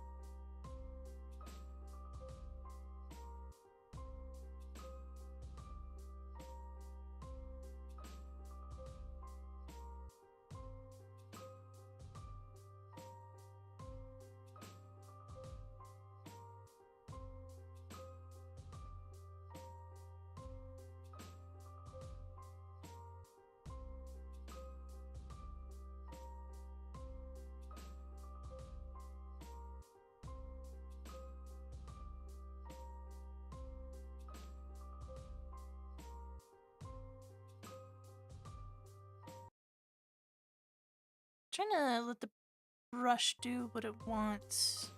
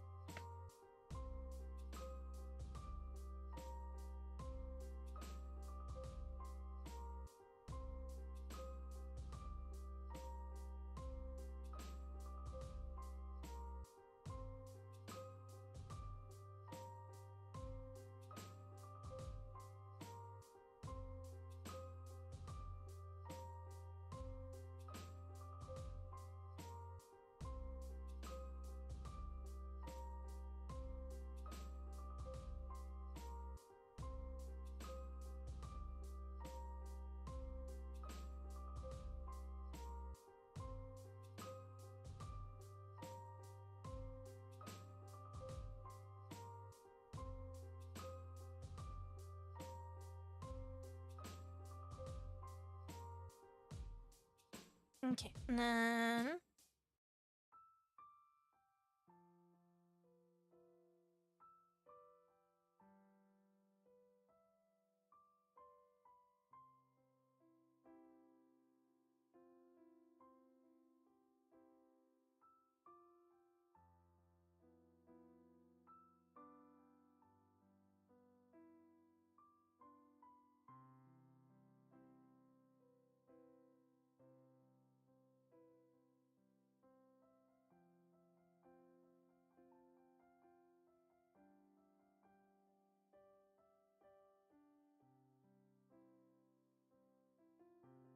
then it does have more of that like sap green kind of stem. It's a very thick.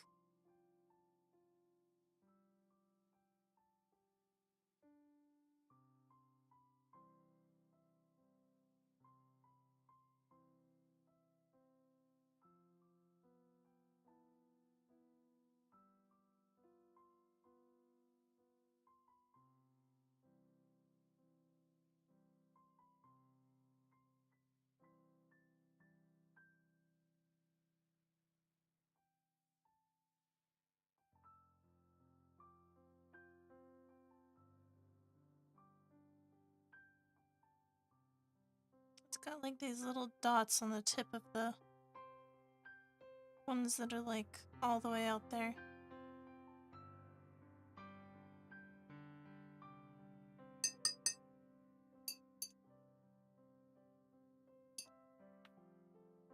You hurt your back? What did you do? How did you hurt your back? What did you do to hurt your back?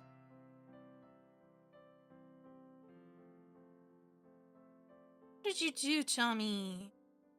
Tommy. What did you do?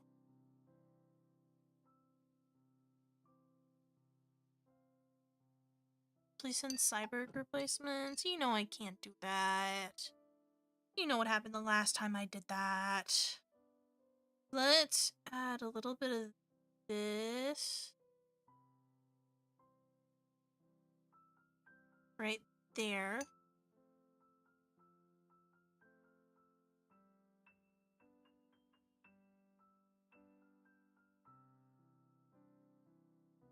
To make like a nice dark red.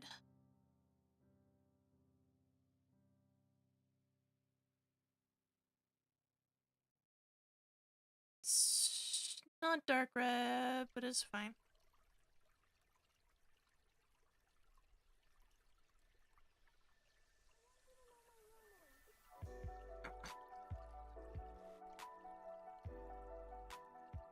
It still helps create some visual interest, right guys?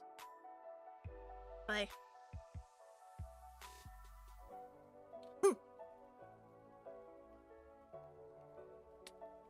That looks cool.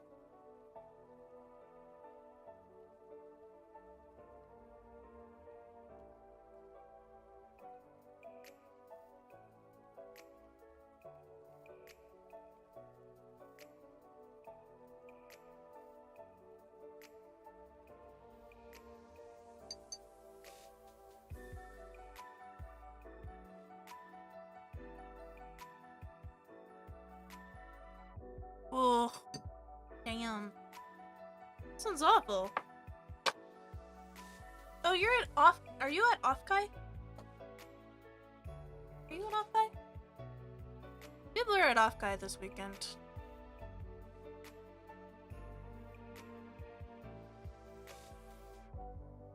Hello, friends. This morning I walked out, and this little area in front of my front door just gets loaded with these beautiful little white daisies.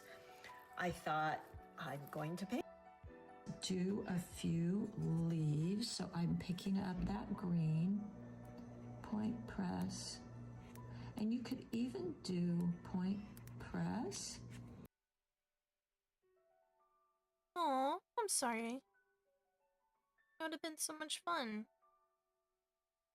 That's okay, next time, right?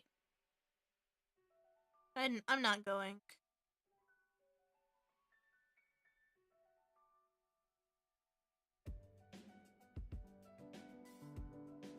Yeah, next year.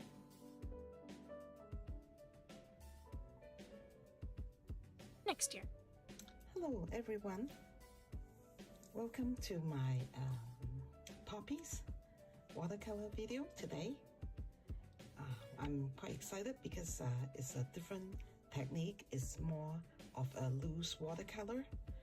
We will do a lot of dropping watercolor and just letting the water take over the direction of the paint.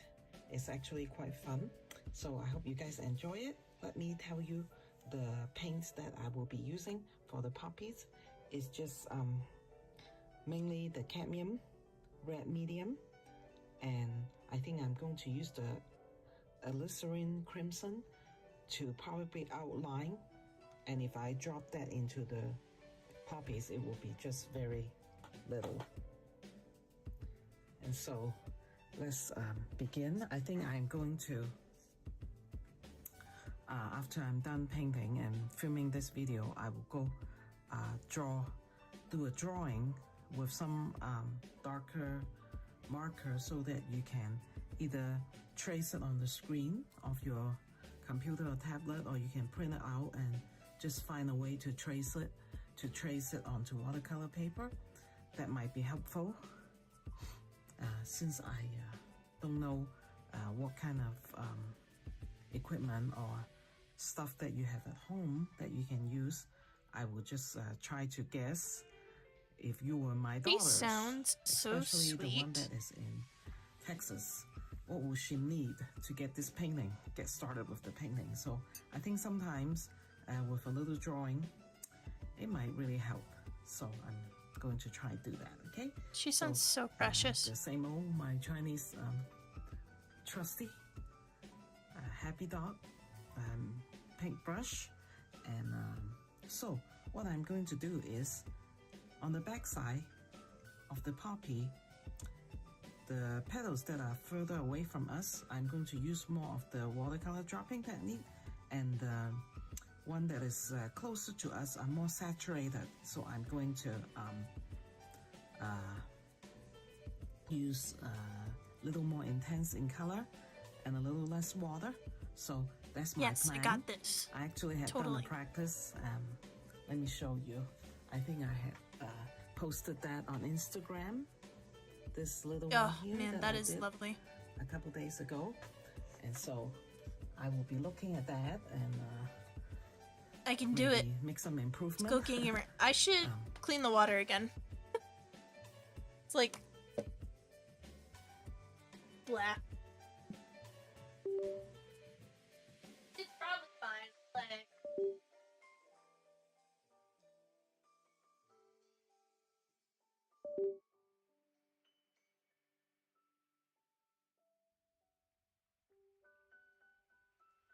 gotta set yourself up for success, you know, guys? You know, it's just that simple. Set yourself up for success. And start like that, okay? So I'm going to do this petal right there, and now I'm going to, like I said a minute ago, do more intense color and use mainly the cadmium red medium color, okay? So I always like to start on the side where I think the color will be most intense, and then as I go, and since I want this color to be very intense, I'm going to put more pigment on here as I go. Then I will actually Okay. put water here. So I clean my brush, and so right now it's just water, and because this will give it some character. I know what technique she's using. Color. You want And like then a I'll go lot? back and drop some more pigment where I think will be beneficial, and then keep going that way. Yeah, like way too much on this. I wanted to tell you that red is a very, very hard color to deal with. Just really, really hard. Because there is so fugitive, meaning that they don't sting. Both the cadmium red and also the alizarin crimson, they don't stain the paper very well.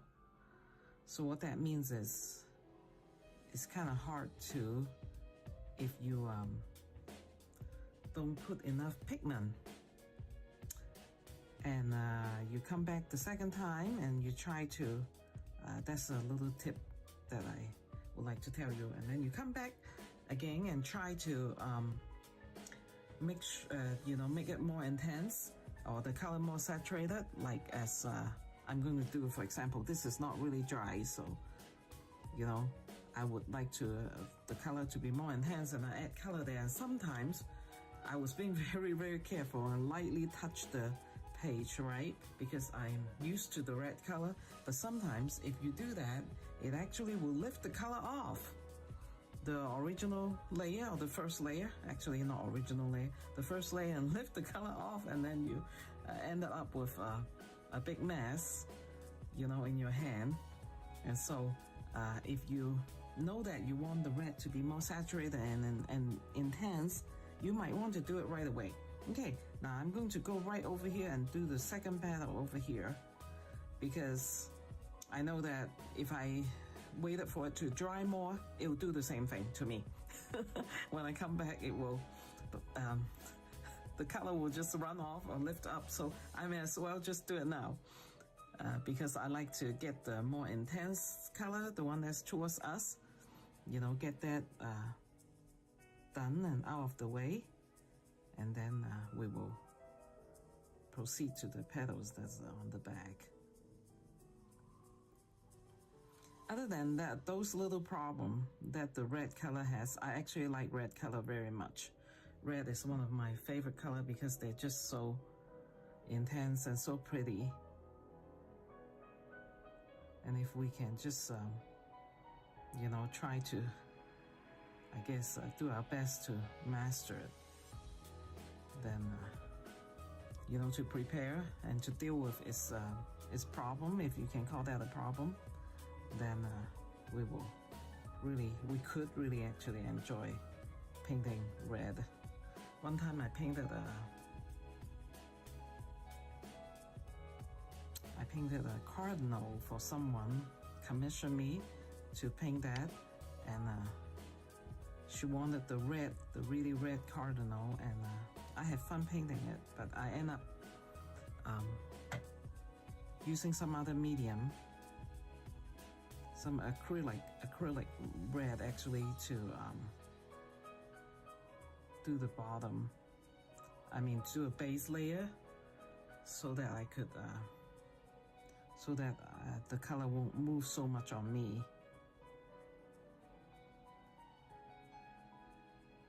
And that end up to work really well. But sometimes, it doesn't. And if you just want to use watercolor, and that's fine. You need to be more careful. I guess what I could have done is I could have get some acrylic and put a base layer, but I like the transparency of the just watercolor. So I decided to just do it that way, because it kind of complicates things. You have to worry about the problem you get with acrylic, Plus the problem you get with watercolor, sometimes that's, you know, hard and just a lot of things to deal with.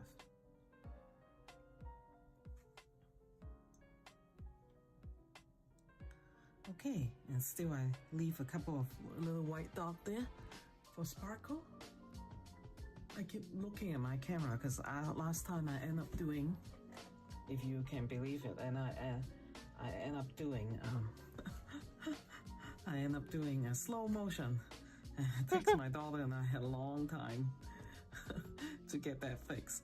So I am being very careful this time. Okay, so since those two petals are drying, we'll just leave it alone for now, okay? Because we're gonna do a lot of water over the back petal. So I would like to just leave it alone for now and move to this is the focal point of the poppies over here, this poppy, and I have another one right here. But this one, we're just going to not worry about it as much and just kind of have fun, okay? Of course, we always hope that we always don't worry too much when we paint.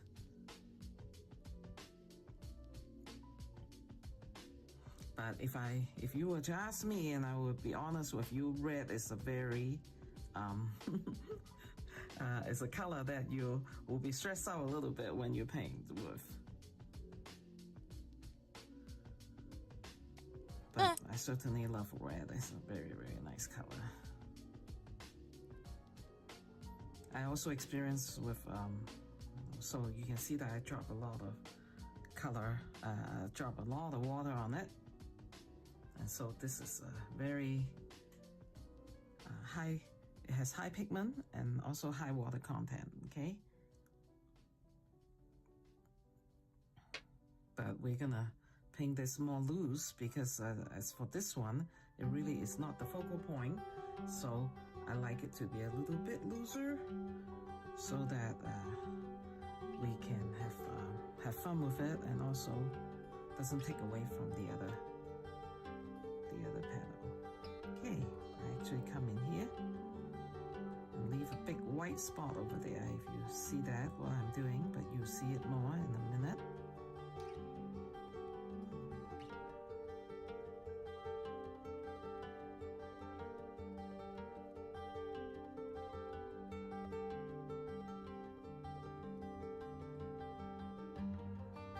Fall is upon us. I don't know why I'm doing a poppy, but I just, you know, going through some of the things that I have a list of things that I wanted to do and just decided to do that. And I thought, you know, before fall sets in and we really experience it, I better get this done or we have to wait till next year. I don't know. I think it's really fun to paint things as the season goes and comes and goes, and because there's lots of inspiration out there and it's really fun. So I don't know. You know, I'm an artist and I do have the artist temperament, and when I look at something and it's inspiring, then I would just keep thinking about it until I paint it. And sometimes you know, with my personality, I would think about it for a long time. And then when I feel like I have accomplished something, then I'm done and then I will drop it. That's usually my temperament. That's how I do, how I roll. Is that how Americans say that? That's how you roll, right? That's how I roll. And so That was Swedish. I think like to do things she like is that, fantastic. I like her and a so lot. I just feel like, okay, I should be painting a poppy. And so I do. Actually, I haven't really seen any poppy out there. I think poppy season is over. Okay, now let's do this petal over here. Okay, I'm going to leave the area towards the middle more very diluted and starting from the edge. Okay, starting from the edge and, you know, not very saturated, just kind of, you know, so kind of light in my color and my stroke so that you can see that you know, it just give the viewer that, oh, okay, you know, that is the, you know, you feel like it's the petal is at the back.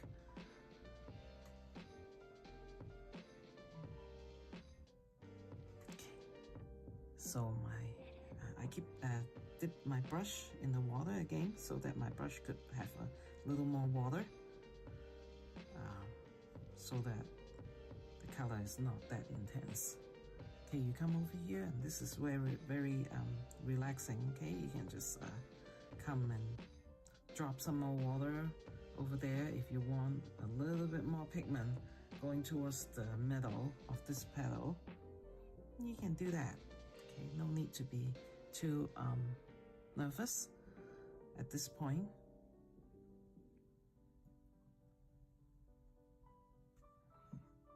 As I have mentioned this, as you know me, if you have watched any of my other video, that I try not to be more too uptight about things and just let things go, and because I think it's pretty okay. So this is where I intentionally bring my color out of the line.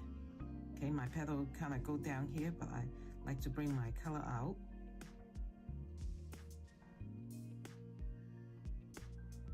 This way I will even be less intense, less worry and uptight about my painting over here. Okay, I think that's enough, just a little dab of pigment, and then I bring in my color, and if I think, oh, that doesn't look like that's enough, then if I felt that way, then I will come back.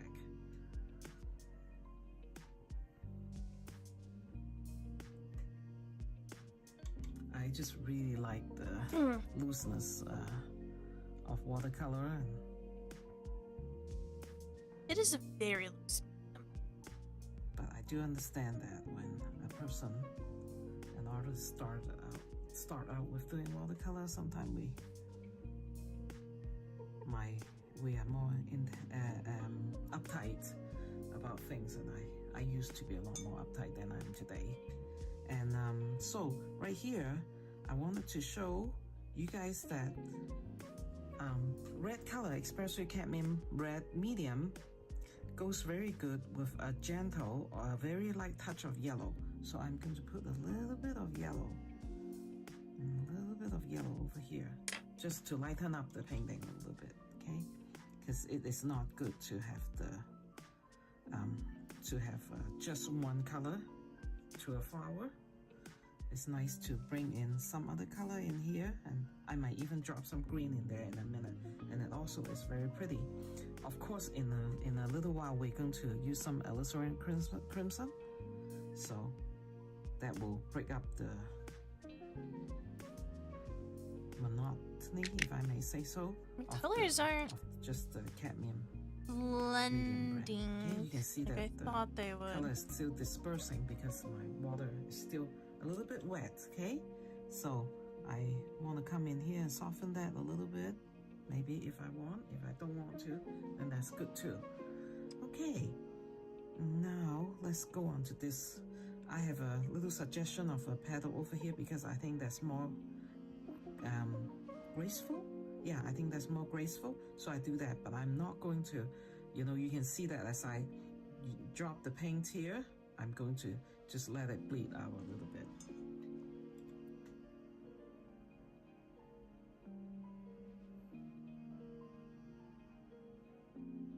Because that's just the way I paint, you know, I like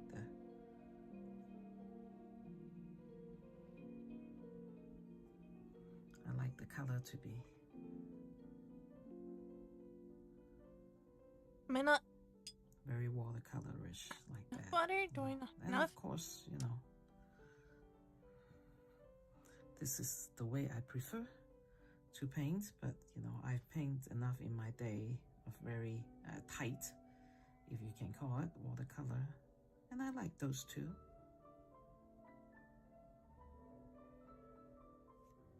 Okay, so now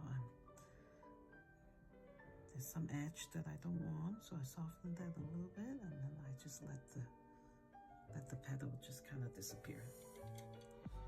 I think that's very, very pretty. And there's actually some back, the water is running back. I like that actually, but I think sometimes people don't, so.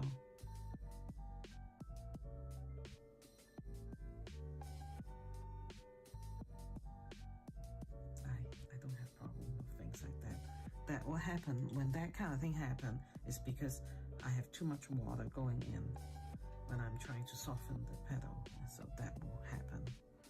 And sometimes artists like to tilt their Am I painting using too much water? so that if there's water, they run down.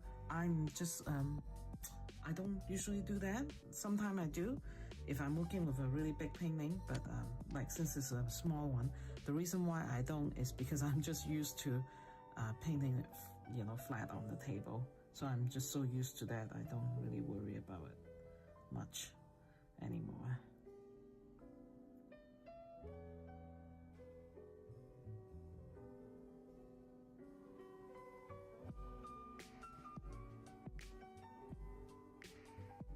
Okay, I'm using a lot of pigment there. Let's hope that that is okay. Okay, and I'm pulling the pigment out with my with water on my brush. Actually, the brush is not that watery.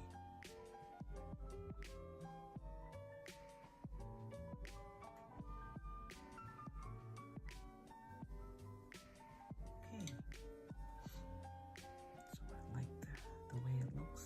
Looks like there's veins coming down, but with this painting, I'm not even worried about that. The reason is we're gonna use alizarin crimson to paint in the vein. How fun is that? Okay, and at this part, I also, over here, I also wanted to let the pigment escape over there, so the petal actually is breathing.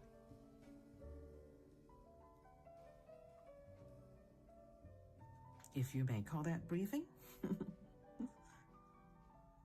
Wow, you can see that I really, I wouldn't call it abuse my brush, I really use my brush. I don't mind when I spread out like that. Okay, I am actually very, very happy with the way these petals turn out, okay? I might am not. even wanted to go in there Ugh. and drop some water here, and maybe we'll come back and splash do some splattering. Is that what you call it? Splattering of some watercolor at the end. Okay, I really like the way it is. It's very, very pretty. Okay, before I forget, as I was drawing, so I do this design myself. I have reference picture. I look at a lot of poppies and I do this reference. I look at all the reference picture and I think to myself, okay, so what is it that I wanted to do, you know, to make this watercolor very graceful, right? And then the drawing very graceful, and so I draw my flower. Most of them are almost all, or actually, I don't remember there's ever any flower that I didn't draw it myself and design it. And I really think that is a lot of fun, because if you really learn how to draw, nature is never perfect. Well, neither are our drawings, but if you want to, They're too lovely. I don't know, I'm not that good at that technique. But this one, let's try. Welcome to Monet Cafe. I'm artist Susan. I wanted to click on the video, excuse you. Welcome to Monet Cafe. I'm artist Susan Jenkins. I'm happy you're here to join me in this tutorial where I will show you how to create loose and free poppies. Now, this is a watercolor demonstration. I happen to love watercolor, even though I do a lot of pastel painting, and I love all kinds of mediums. So we're gonna have some fun today exploring color and getting loose. Please subscribe if you haven't already, and here we go. It's time to get started with some watercolor fun. So you're going to need a few supplies, the obvious supplies for watercolor, of course, some watercolor paper. I am using an Arches watercolor block. I love these because they don't color.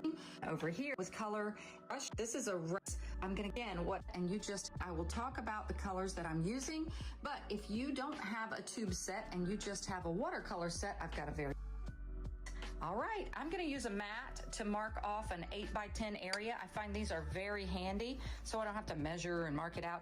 But I could get like 2 8x10s, let's see, out of this, close, out of this watercolor paper. You might need an eraser if you do like me and you're messy. All right, it's time to get started. Here we go.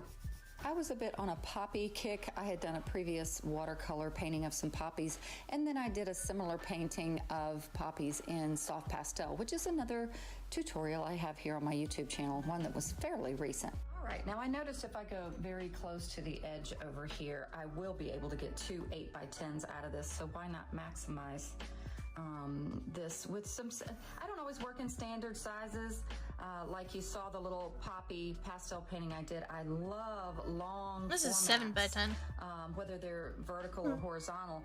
And they're not as easy. Well, you can't find custom or standard frames for it. You have to make a custom frame. So sometimes standard frames are better if you're going to frame it yourself and you just want to find a pre-made frame. Or, you know, sometimes people prefer that. I find a lot of people who buy my art, they get a custom frame anyway. You know, they don't use a standard frame. So work in whatever size you want. But this was conveniently laid out to have 2 8x10s. Now, before I get started on the final, slower version poppy watercolor painting, I am going to speed up the first one that I did. And with this first one, it was primarily red. I'm using alizarin crimson, quinacridone red, cadmium red light, and some yellows. I happen to use a quinacridone gold and a yellow. But really all you need is a red that's a little cooler, maybe a red that's a little warmer, an orange, and a yellow. And you should be able to do this first one. Now, I'm speeding this one up, but this is for if you do the tutorial that I'm going to have soon, slower, and you want to try doing it in red. These are the colors I use. But I wanted to kind of talk you through this before we actually jump into some of the real time. Now, if you're a patron of mine on my Patreon page, patreon.com/Susan Jenkins, it's $5 a month. You get a little extra instruction and you support the Monet Cafe channel. If you're a patron, I'm going to provide actually this red poppy painting in real time as well. Just one of the little perks of being a patron. But don't worry, Monet Cafe, your real-time footage of the pink poppies is coming soon in this video. What I did was mostly a wet-on-wet technique. You probably noticed I was adding a lot of water. Notice how drippy this whole process is. It's flowing and beautiful and loose, and I added some salt. We're going to talk about that. I'll also be sharing about how to mix your own darks. I'll be adding some darker centers to these poppies using some blue, green, and some of my red to get a nice dark for the centers. And I'm going to also share you a little technique for getting fine lines if you don't have a liner brush. Look at that. I'm using the back side of the watercolor brush. Isn't that cool? So we can really just get loose and carefree and have a good old time. Often we get too stiff and too serious too soon in our art career, and it stifles creative energy and fun. All right, here we go. And this was the first one that I completed with more of a red, orange, gold color palette. But I want you to experiment with color. You may want to try a color palette different than even the ones that I use. So it's a really good idea. I'm just showing you here how you can play with colors. With this second one, I'm speeding it up again. Trust me, we will get to some real time.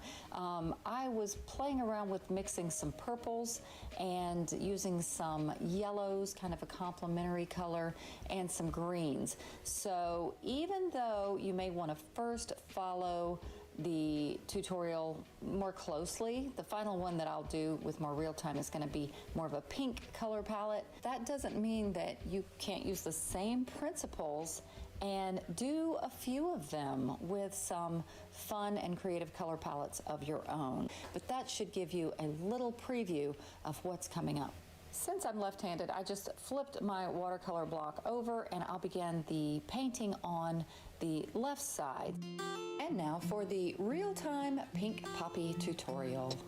Because I wanted more of a pink color palette with these final poppies, I chose quinacridone violet. You could use anything that's violet. I did not use the one I have in the middle, the quinacridone red. It was too warm. I'm sorry, it's out of the frame there.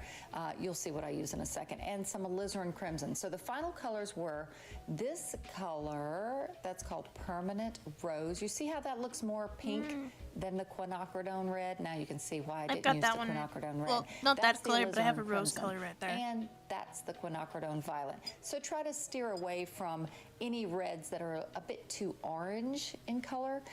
Stay more towards those cooler reds if you want to get more pinks. Once again, I'm using the Princeton Brush Company brushes.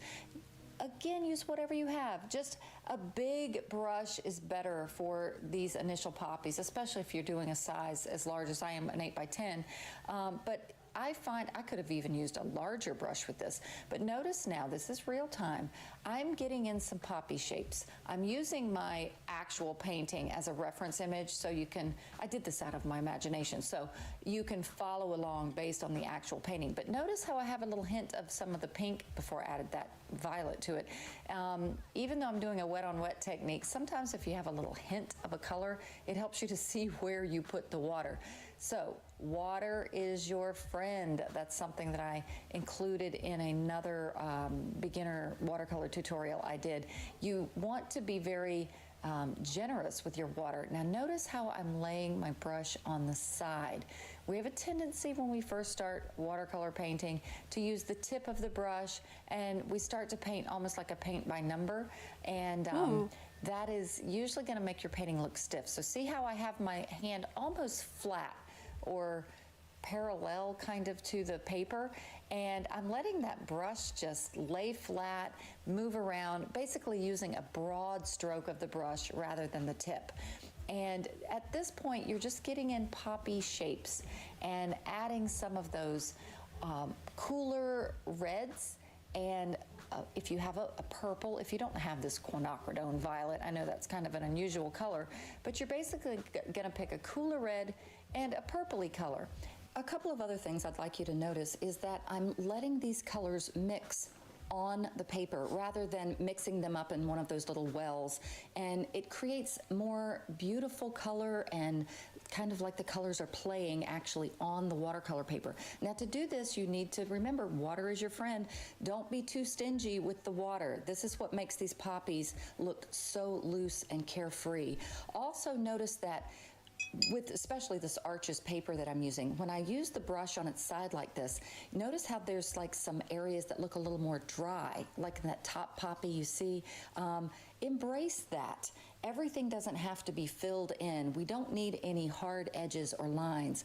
Also notice too that the darker values in the poppies are more where the stems would join the poppy flower, and typically the petals will receive, the outer petals will receive more of the light, especially those ones where you see I'm going to be adding the golden color. And you can find a warm yellow, whatever you have, to basically give the impression that sunlight is hitting some of these petals, and it gives it a lot more color interest than if I just left the poppies just these pink, colors. I really liked the gold and the pink combination together. So here comes some of the gold.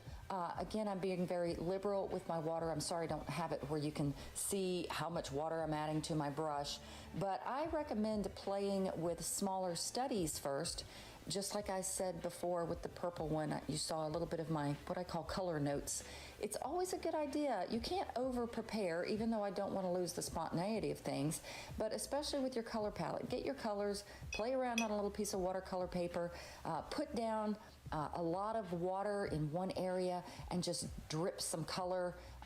Also be not too stingy with the color that you add. If you have a real light application of watercolor, when you do the wet on wet and you add it, it's going to create a very pale color.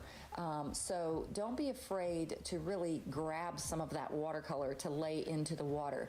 And I say that with reservation, because with watercolor, you can't really get the light back. But because watercolor dries lighter, often we put down something that's a little too light, and then it dries and it looks really pale or washed out. So that's why I say play on smaller pieces first, because that's one of the challenges when you're first starting watercolor is what is the water to paint ratio? And that's just something you learn with practice. Now also too, see how I'm using the paper towel? When your painting is still wet, you can actually dab off areas if you want to lighten them up a bit, as in some of these petals. I really wanted those outer petals to feel like they were catching the light. And you see how that was just a neat little technique in order to do that. Now on these, I still have another poppy I'm going to do at the bottom, but because they're still fairly wet, I wanted to go ahead and add the salt. This salt technique is not going to work if you add it when the painting or the watercolor is a bit too dry. Once again, you don't want it too wet or too dry, just a little bit damp, and then you can add the salt. Now what the salt does is it just creates a bit of random texture. Once again, these are impressionistic, loose and free, so we are embracing that spontaneity. Now you don't even have to use salt at all on these. I was just really having fun. All right, now let's move on to the third poppy. I like compositions in thirds or odd numbers with things like flowers rather than even numbers. That's actually something that I learned about landscaping plants, is if you have a little area and you're going to add some plants, it's much better to plant 5 than 4. There's just more interest in that odd number of things versus even. And even though I have smaller poppies in the background, the main larger poppies are in the thirds. Okay, so there's, and you want to create the poppies to where they are turning. Maybe some are showing the centers where they're turned facing towards you. Some may be facing away where you don't see the actual center of the poppy. So try to create a little bit of a variety.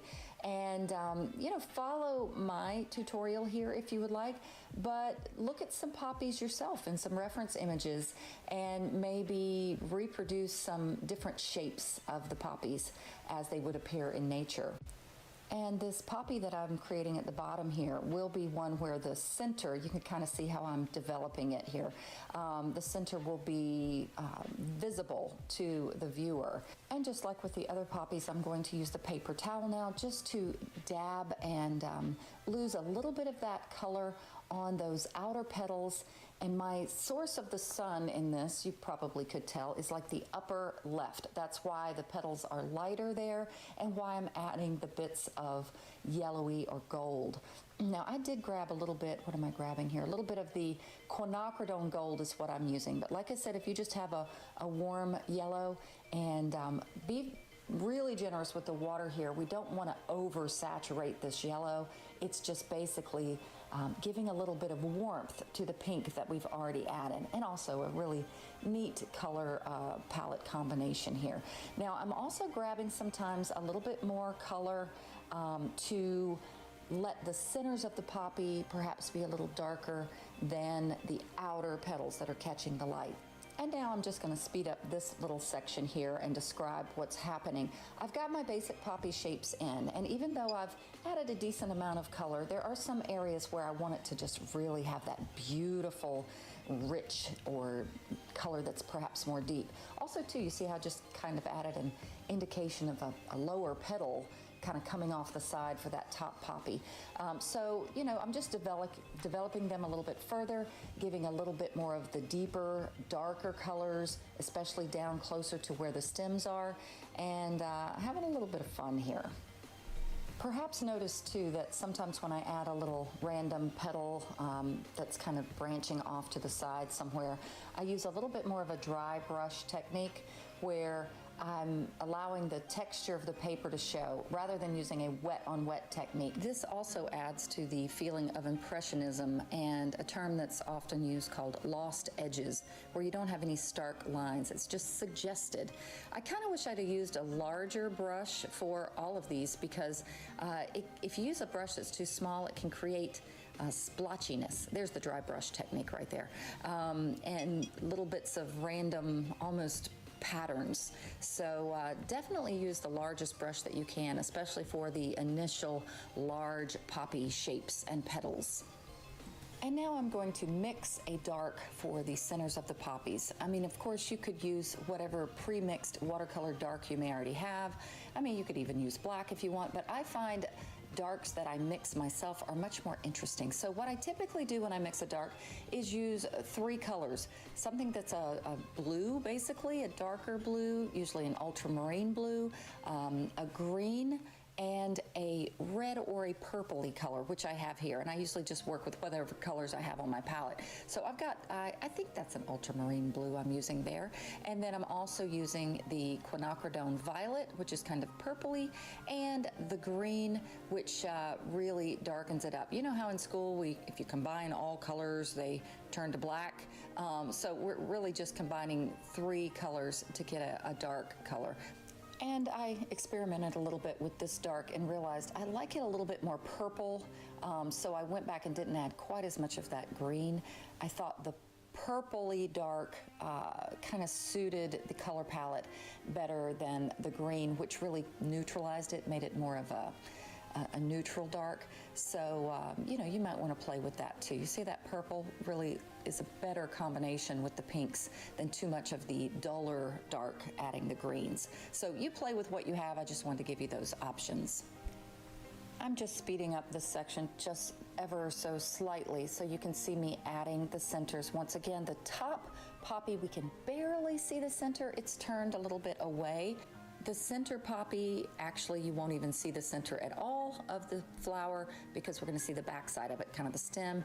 And then the lower poppy is, you know, just kind of turned a little bit more towards the viewer. So that's what I mean about varying the shapes and examine things in nature. That's one of the beautiful things about being an artist. Some of you guys may have noticed this. If you're just getting back into your art career, or you've always dreamed of wanting to paint and you just never had the chance, have you realized how much more you look at our world, our beautiful world, and you become a student of nature? I think that's as wonderful of a quality of being an artist as the painting itself.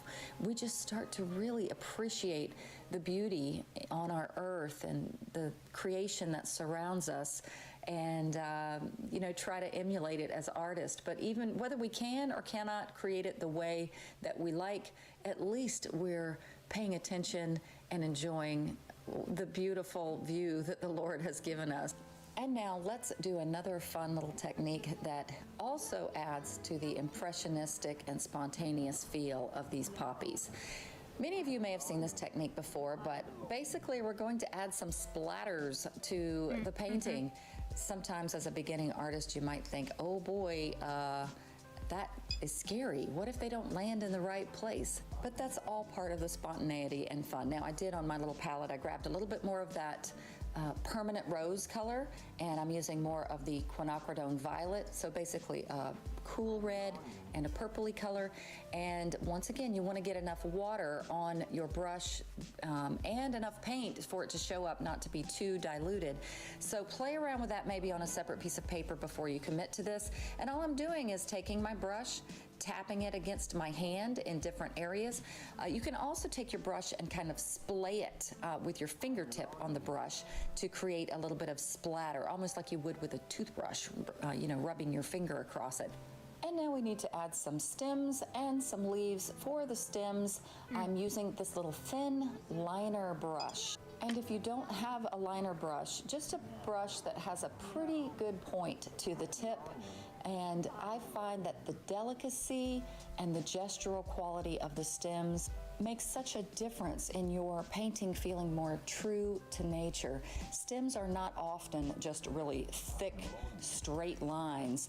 They have some energy to them. And so what I typically try to do is get a general idea of where I want the stem to come out of the flower. I'm gonna need to wash my desk reach after out this. of the painting, and just create a nice, thin, loose, and when I say the term gestural, when you get better at this, I'm always trying to get better at this, and you can create some little quick strokes rather than strokes that are too slow and you press too hard. That's how you're going to create those really, really delicate stems that just look more carefree and natural. So I've got a general idea of where they're going to be now, and I'm going to add in a little bit more of that green kind of at the base of the flowers. And by the way, I'm sorry I don't have the name of the color of the green that I used, but I actually used a green that was just already on my palette, and I mixed in a little yellow with it too. I wanted it to be not a dark evergreen, but more of a golden green. So that's kind of why I'm adding some of the yellow back into the green. I apologize here. I wanted to zoom in and my head's going to get in the way and cause it to go out of focus. But I want to show you, I'm using the back side of my watercolor brush here to make some of these linear strokes that are coming off of the base of the flower there. And you have to do this while the paint is still a little bit wet, but you literally can use the back side of the watercolor brush if it has a bit of a point to it to just kind of pull off some of the wet areas. Now I'm using the liner brush again, but that's just something you may want to experiment with and try. I really like that technique. I saw it from another watercolor artist. I also had, at the beginning of this video, a toothpick as one of the materials you can use for this painting. You can use the toothpick in the same way that you use the backside of the watercolor brush. And here I am actually intensifying the darks of some of the centers. Now what this is going to do is create contrast.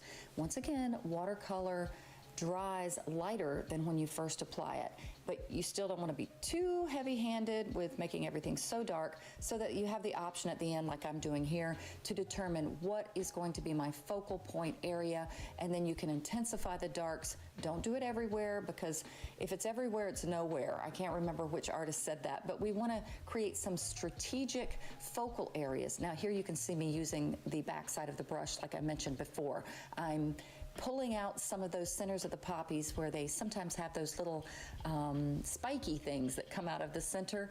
And I just really love this technique of, once again, you have to do it when the paint is still wet, but creating those little strokes with just the back side of your watercolor brush is kind of fun. But back to the focal point. Again, contrast, that means that the difference between the darks and the lights is one of the key ways to create a focal point, meaning where you want the viewer's eye to go. We naturally have a tendency to go where there's a big difference between lights and darks. And so that's why the darks of those flowers are going to kind of pull the eye in to the dark center at the bottom and hopefully lead the eye in kind of an S-shaped curve up to the top poppy. Now let's do these leaves. These are kind of fun. Once again, I'm using a green that's a little bit more of a warm green, and practice with some leaf shapes on another piece of paper if you haven't done many leaves, but typically the leaves are very thin coming. Well, that's not what I wanted to look up.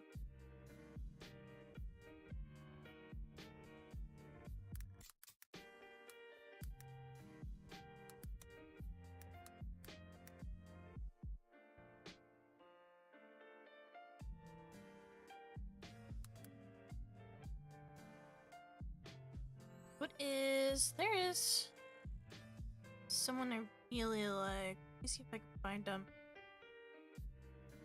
This guy, these guys are so good.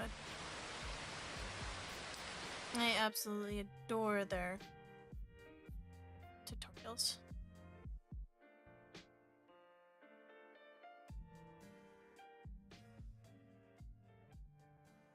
It's two sisters who run this channel, and they're just so sweet. It's really how I learned how to start doing paintings. They're just so pretty and simple and, you know, like, just nice.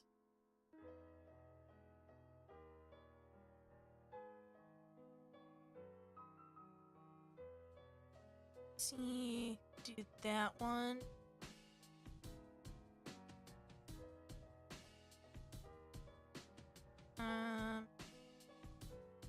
I haven't tried a lot of their watercolors. Let's try this one.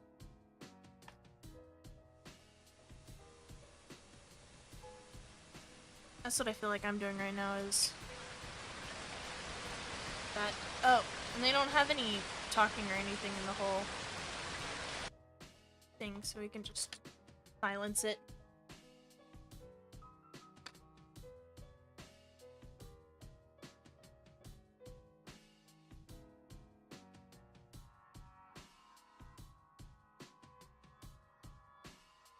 I want there to be an edge though. So.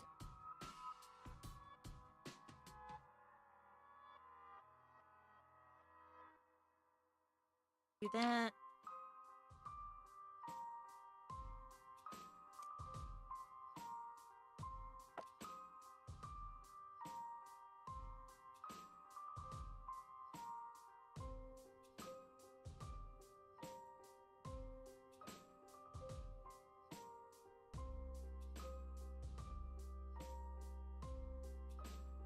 Yeah.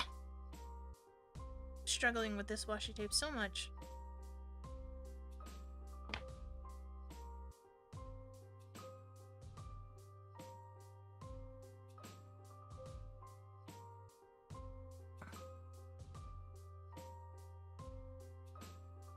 Okay, so she's using a real big, thick brush.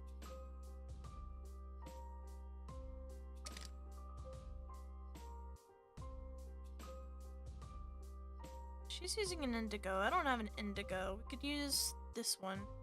The ultramarine. Start the sky out with like maybe a mix of these two.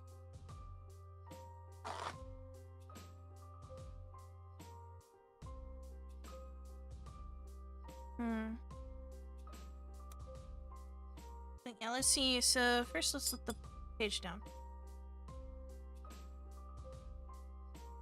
Yeah, this is why I use fresh color. That's fine.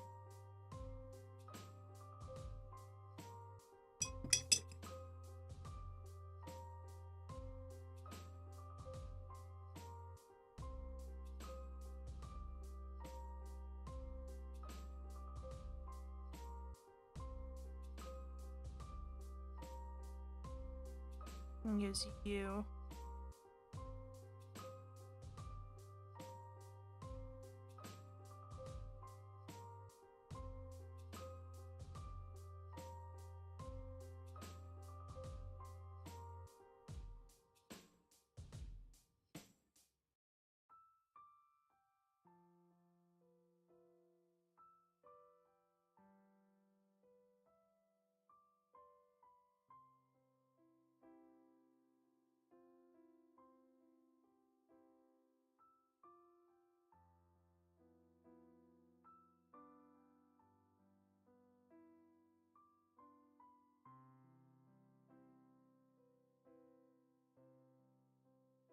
And then you can use like this, again, the technique to using the paper towel to come in there and really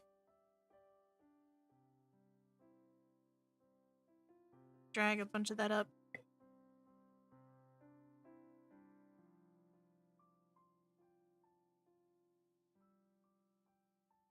And the paper's starting to puff up.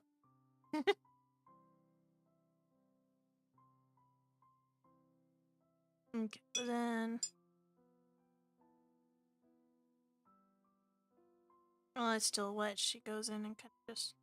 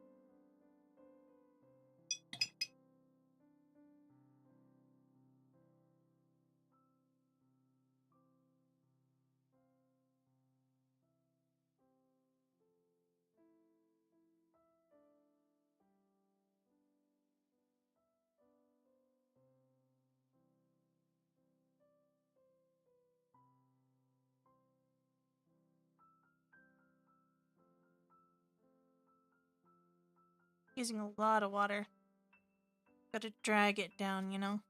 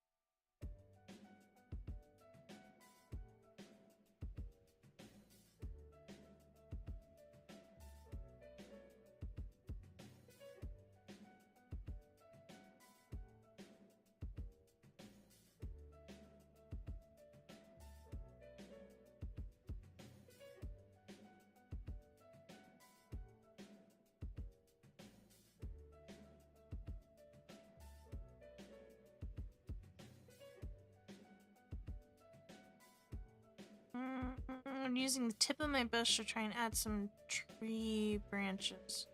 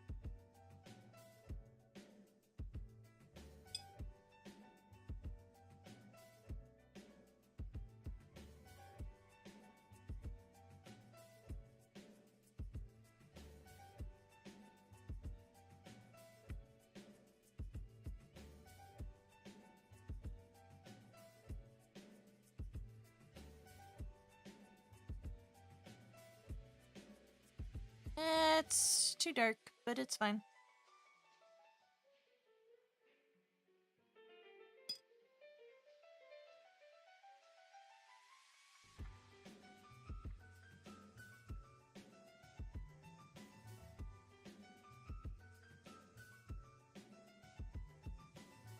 Hmm.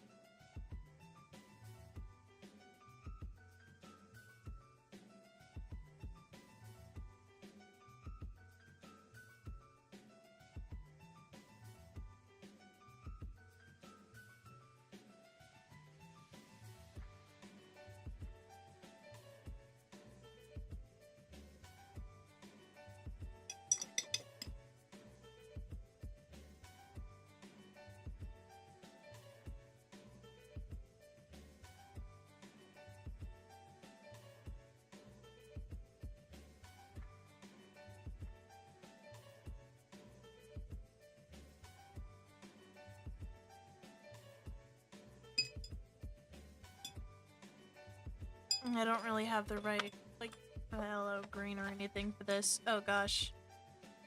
Blue lotus flower? I don't think we've done that, no.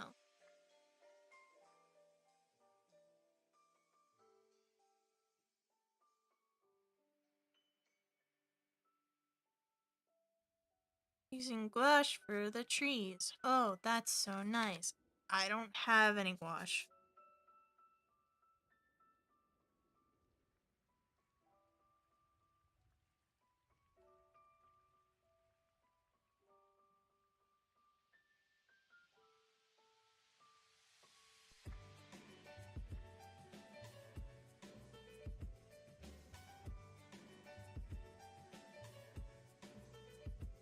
Ricket, we ball!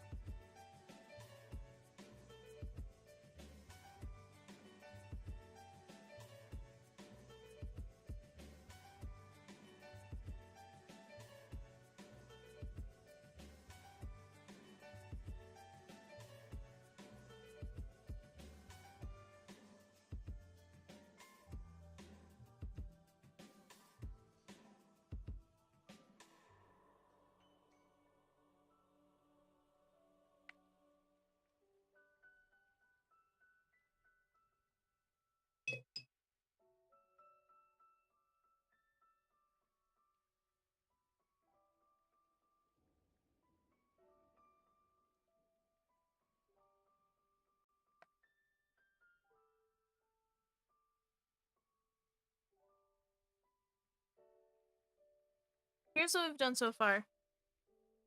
So we did these. Did these ones, which these were fun. I liked doing those ones. We did. Oh, this one. Hold on, they fell on the floor. We did the spider lily. An attempt at some poppies. Okay. Here's what we're gonna do. We're gonna let this dry.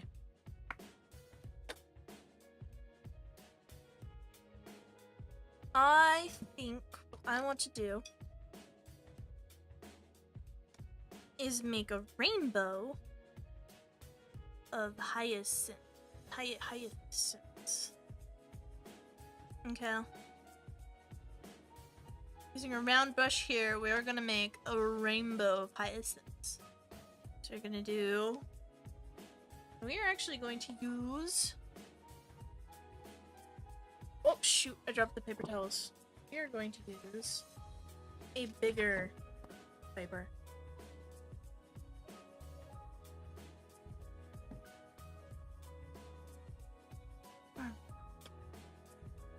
Oh, I'm out of juice. It's not juice, but it's okay. Let me grab some clean water. I'll be right back. As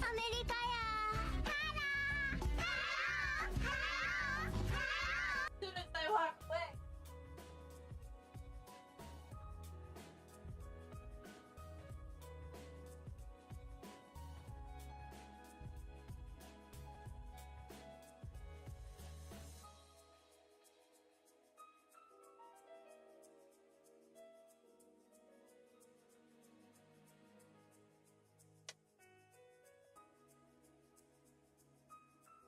I got more water. Got all our paints. And let's do.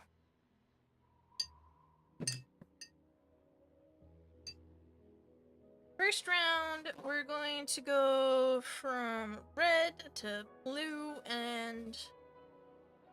Yeah, okay.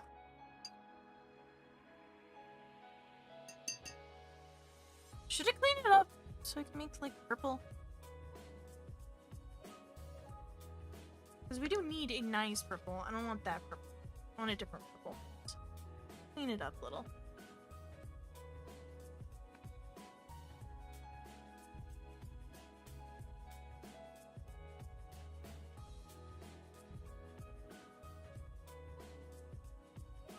It's not a bad purple, it's just we need like nice light purple.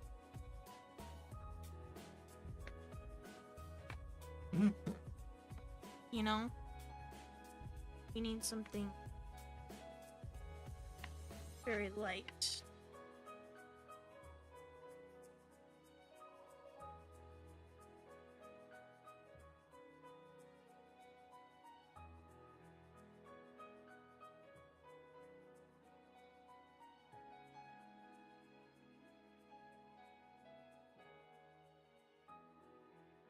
We'll worry about that when we get to the.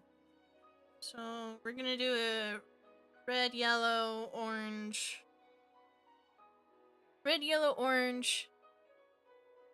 Boom, boom, boom. Here, this is the practice watercolor that I made. Use this as like a example. Right? Right? Yeah. It'll be fine. Okay, yeah, let's start with red.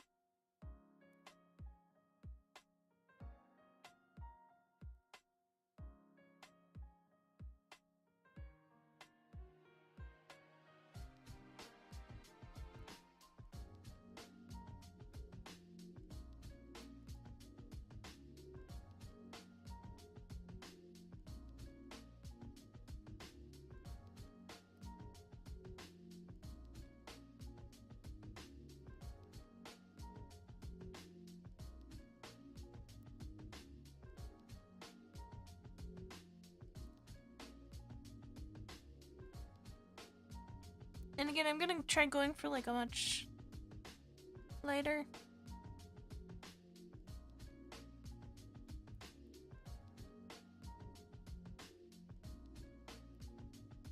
You know, using that cadmium red, go in bottom a little more. Make the center a bit Willow more. of Whispers has been trapped in my basement for 36 months. Ooh, super cute flowers drawn by a super cute streamer. 3. Hope you're having a good day. Up there. Gonna let that dry a little bit. I'm also gonna go in paper towel.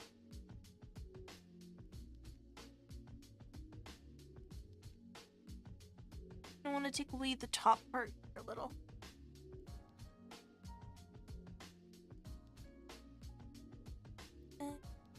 Softer. Just want to...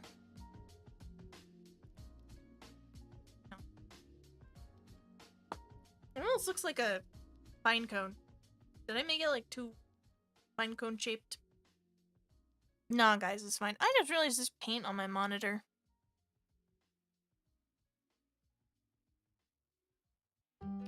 That's fine. This is fine. Don't worry about it. Okay, now what? Yellow, orange. I don't have orange. And I guess you could use that orange from the other palette, wherever we put it. I don't know. Yellow. Let's use the yellow lemon first. Use that first. And it's so nice and vibrant, so.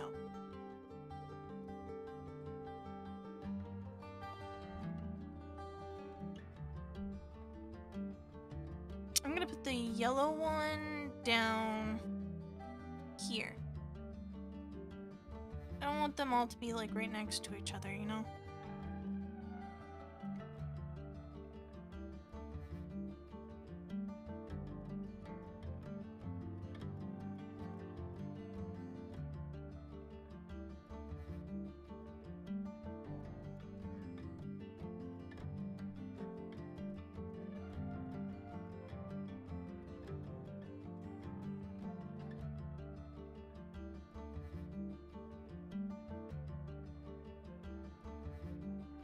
I'm gonna let that dry.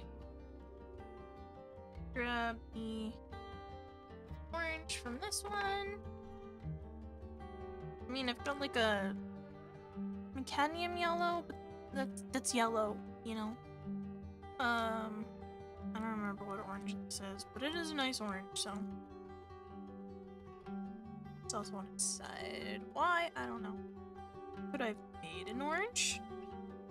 Yes. Do I want to? I'm feeling a little lazy. Not gonna lie. Okay, let's do this orange, like right here. Ooh.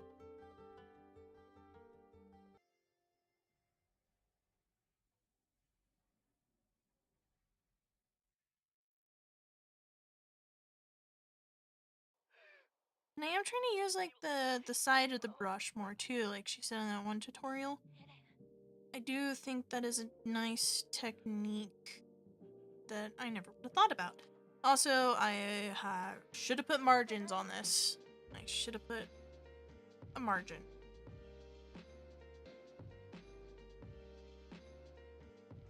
Yeah, this is a test run. We'll say this is a test run. This is just, try it again here in a second. Do multiple. You do multiple. Something against the rules about doing multiple, paintings of the same thing. Can totally do that. It's fair game. For the green, let's do this green. It's like really, really light. I'm gonna put this one up. It's a nice light green. You know? Go back and add some nice colors.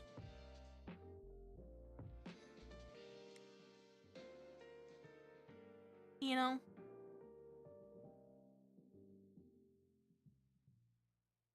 I'm being a lot looser now that I know this isn't my final version.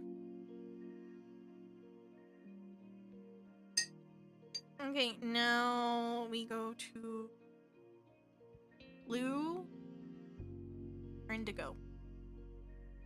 Do I have an indigo? I don't have the cheat sheet for this one. I don't remember what the colors are.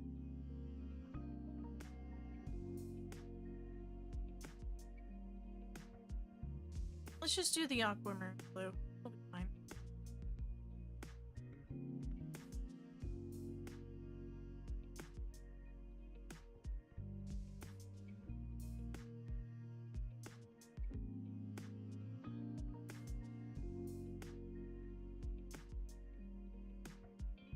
Oh, I love this blue. This is a nice blue. I want to try and make more.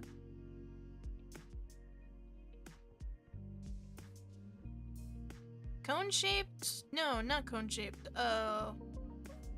Longer. Like this one. This one.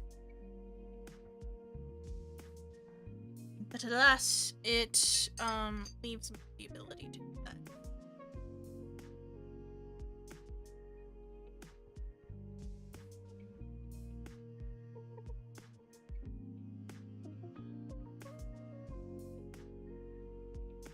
I don't know if I like the placement of these as much as I thought I would. What do you guys think? Let's definitely try this again. I did find a pencil. Where is the pencil?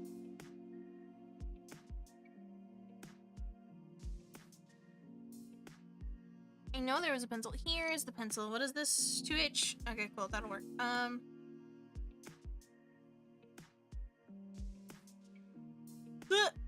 This is a mess. Let's just... Guess I'll throw those on the bed. Wet paper on the bed is fine, right, guys? It's fine. It's totally fine. Oh, it's all the way on the floor.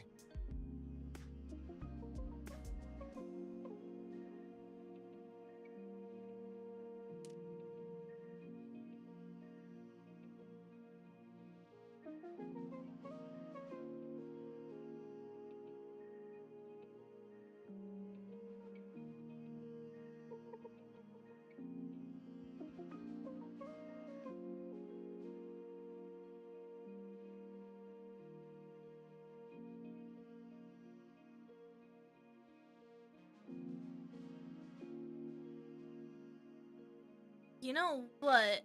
I have a different idea. We're gonna sketch it out, okay?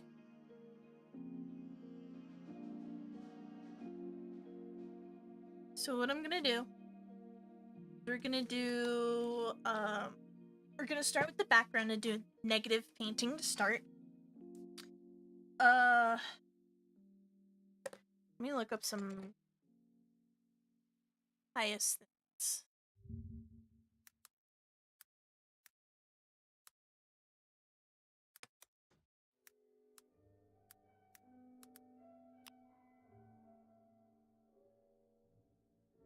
I do not care for AI mode.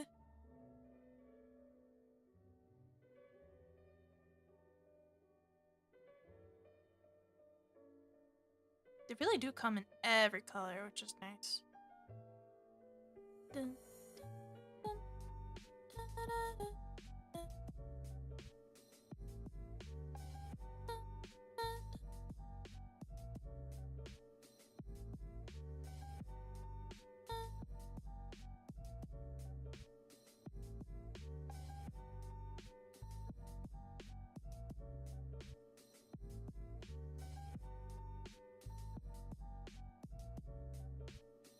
Okay, so basically, I think we're gonna put like one here.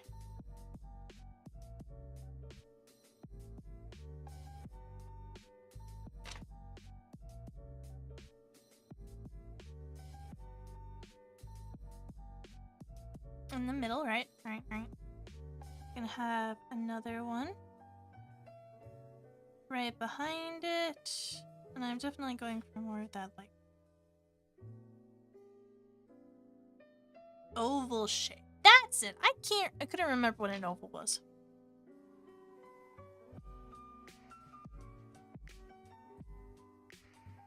They got very, like, tulipy stems. Very straight.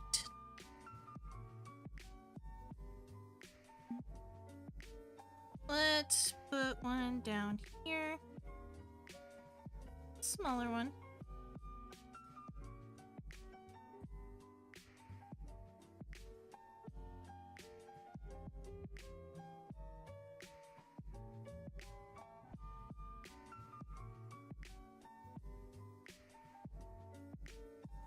Got very thick stems too.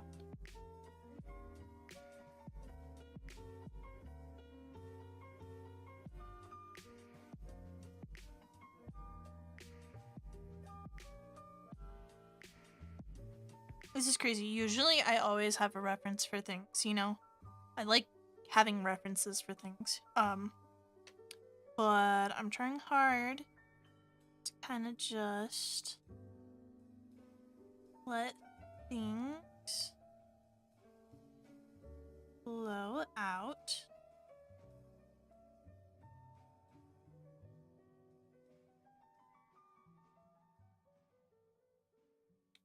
Where they wanna come out, you know?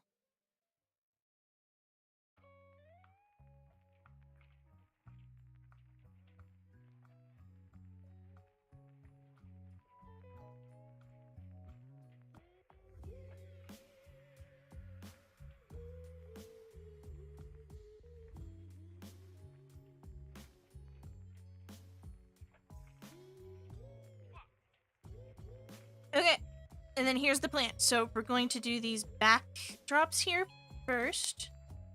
I'm gonna go in with like the blue and the green that I have. Probably this one right here that's like more, no. And I'm going to try very hard to like you'll see what I mean.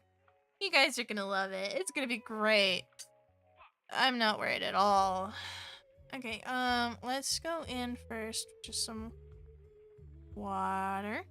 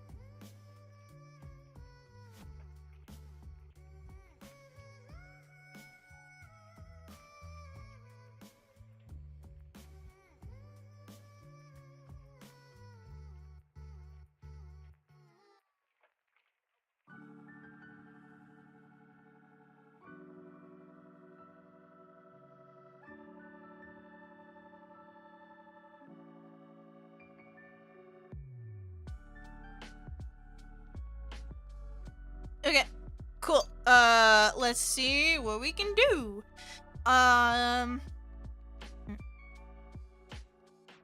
Let's start with this.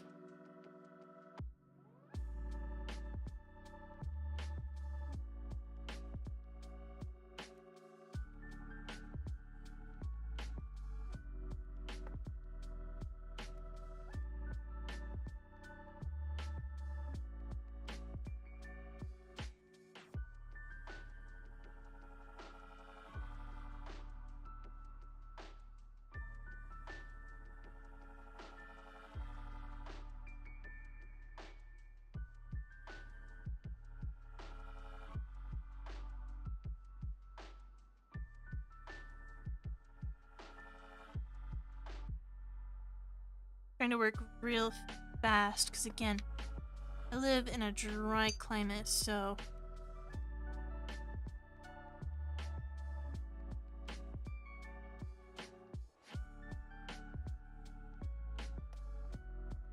like I'm gonna probably need to do quite a few.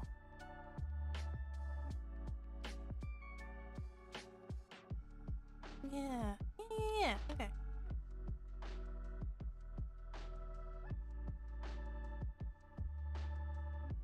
Yes, lovely, lovely, lovely. Okay, cool. Now we are going to go in a little bit more. Try to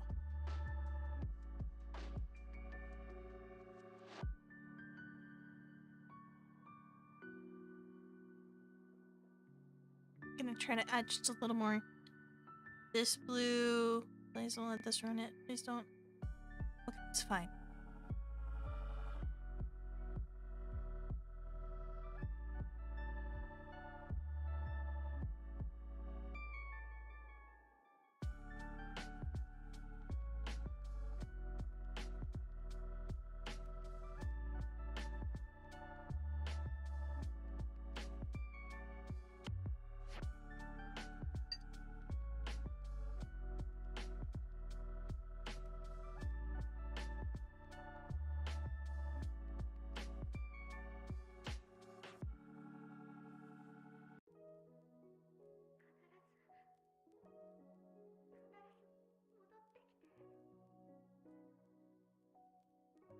And then I want to go in with that bright green.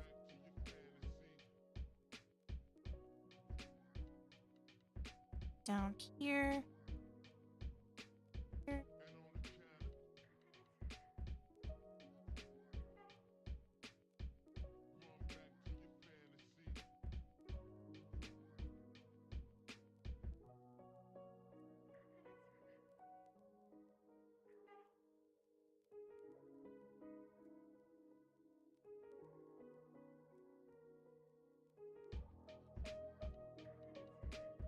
Especially since these are where like the leaves are gonna be coming from.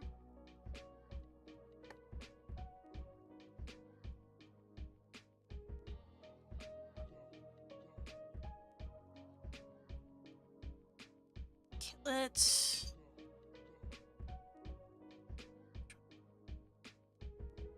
this color.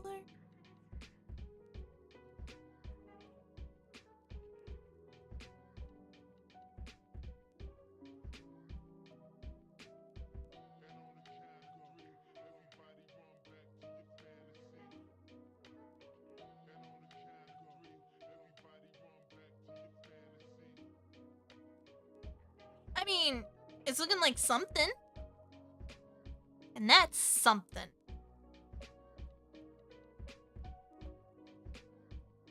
I want to come in with the purple.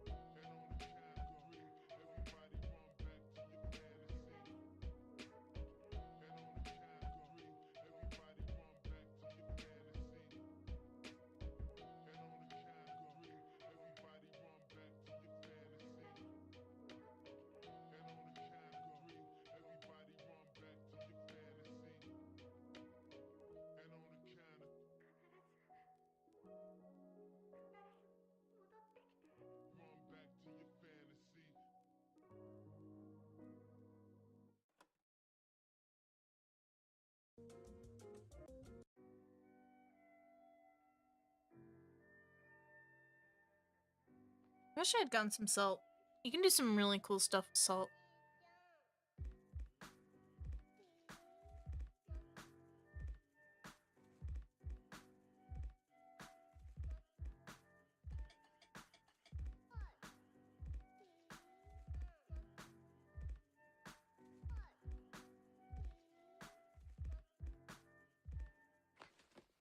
What do you guys look? A shame. Oh, I just found water. Fun. Yeah, it is this fun, isn't it?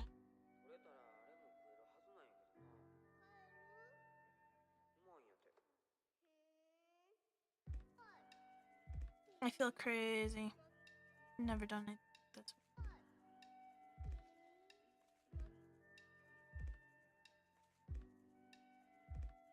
I need to let this layer like dry before I can get on to the next one. Is the thing, so I guess we'll just chat. How's everybody doing? I need to use the restroom, but I'm gonna wait. What do you guys think so far? What's been your favorite one so far? Hmm?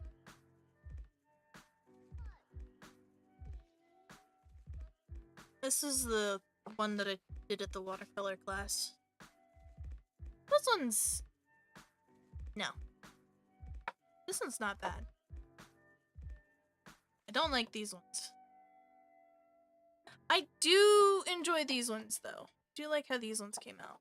That tutorial was a lot of fun. Simple is pretty, you know. These ones are alright. Not my favorite. I think my favorite with the other small flowers. You know? These ones.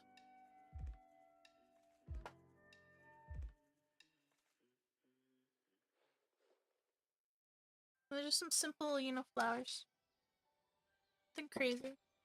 Sometimes be all you need.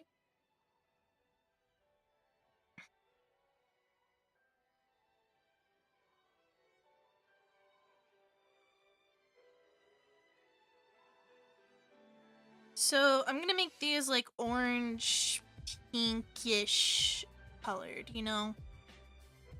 So we've got like all our blues and greens background, and then I'm gonna contrast that with the like orange, blue, you know, fun colors, the bright, warm ones up front. So we've got like a contrast going on.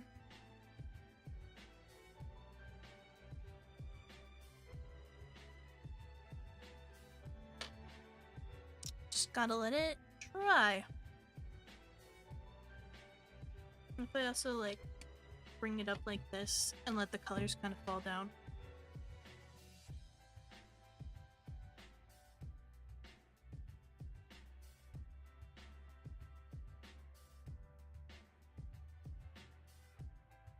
Like obviously I'm not perfect when it comes to the negative painting where you do the background first. But, you know, it's fine. We'll work it out. We'll work it out. It'll be fine. I need to use a restroom. I'm gonna use the restroom really quick. I'll be back. You guys can watch paint dry. How does that sound? Fun, right? We love watching paint dry. Only on my channel. Watch paint dry. But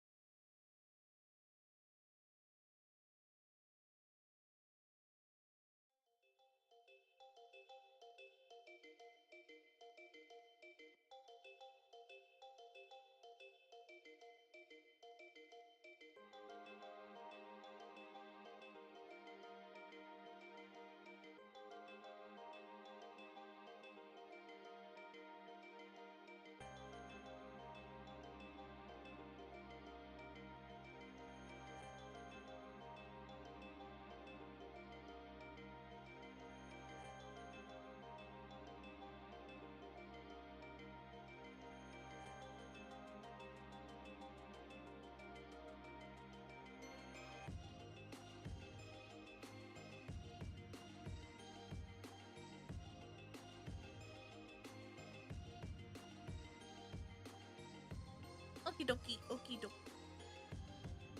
Is it dry? Not all the way. Gotta let it dry all the way. All the way.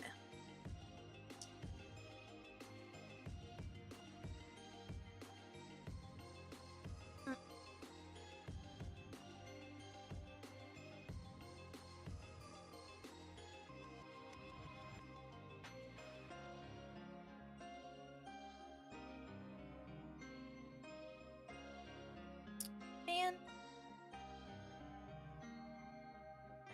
This is very interesting. This one's gonna take a lot longer, I think. And that does make me nervous. But we got this. We'll do it together. It's gonna end up looking fantastic. What can we do? Our best. And I am out of salt, actually, it turns out. Out of salt. But it's okay. We got paper towels. We'll just do what we can, as we can.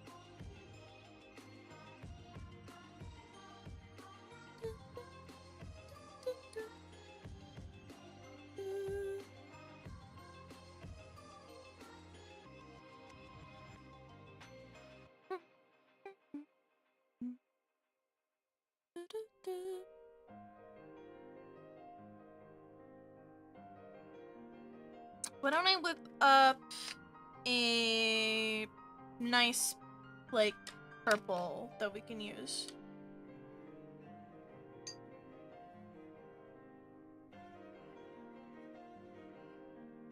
Probably also get that out of the thing. What size is this? That's the 10. It's a 10 out of 10. I'm gonna use this rose. I really like this rose. I'm coming to really like this rose. It's a very nice rose.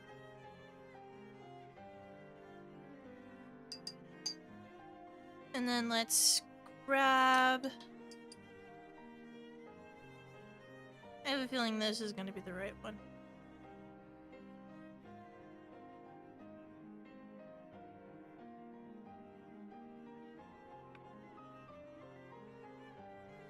Not bad, but I think we need maybe some of this.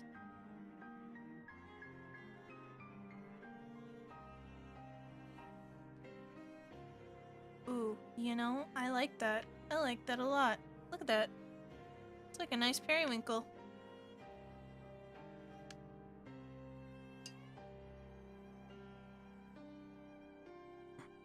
Yeah, that'll do. That'll do. I mean... Oh, wait. I'll use it for the background. And do Rosie. Rosie.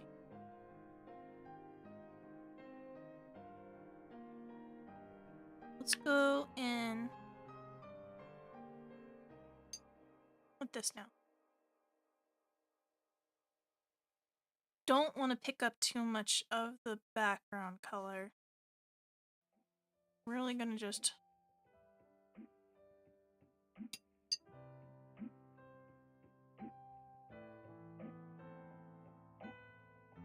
Where is your home? Don't you have any friends or family? No. I'm lonely.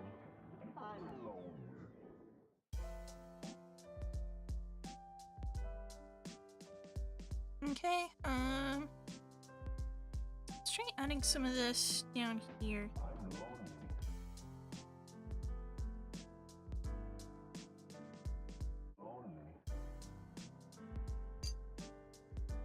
Water really is your friend.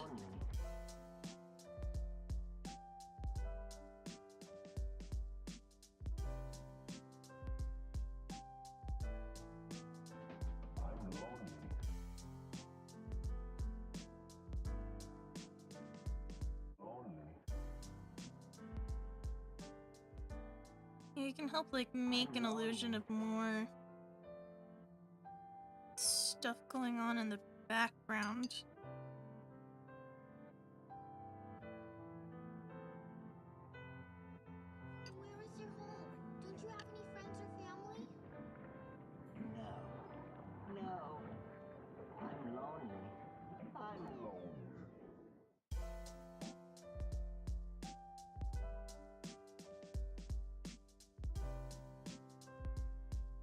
using these layers to kind of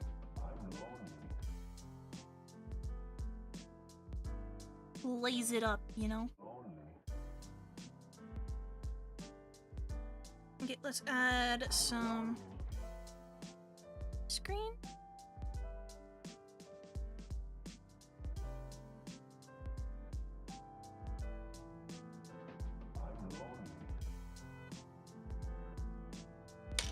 Going back to this one.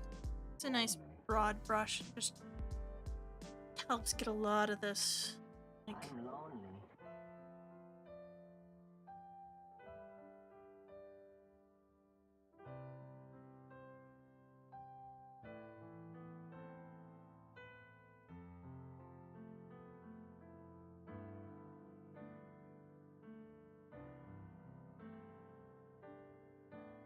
I'm lonely.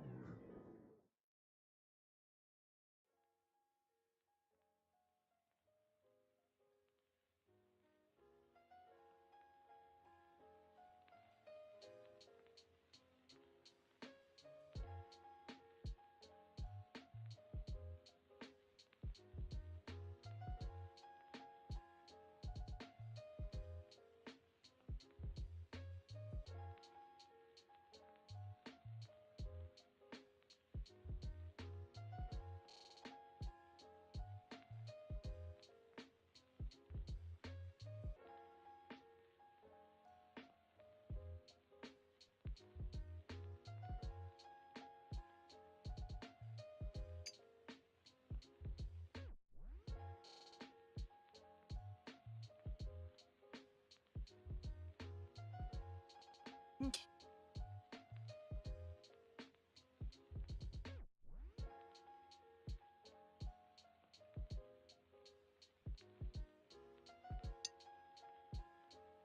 Because I plan on using some of this here. I'm gonna like...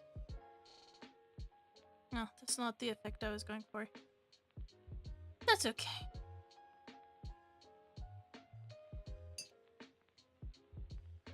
Not the end of the world.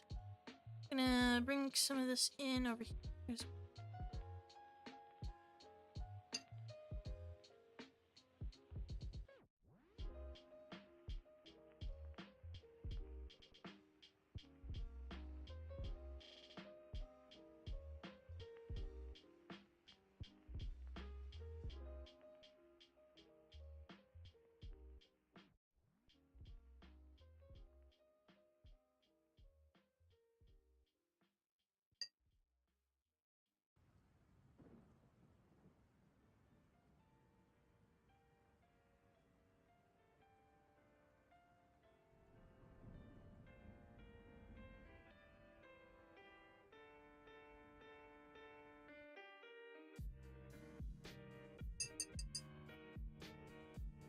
Man, the YouTube one is so far behind. Like, really far behind. I don't know why.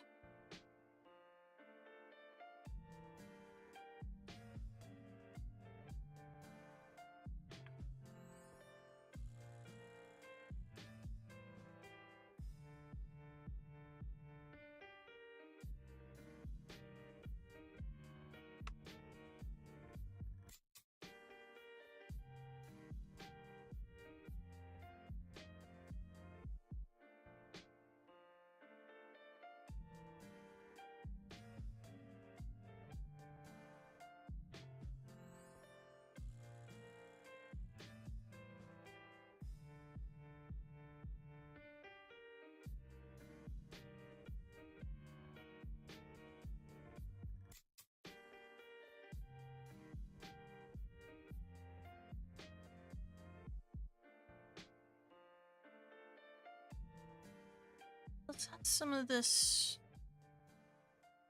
green here.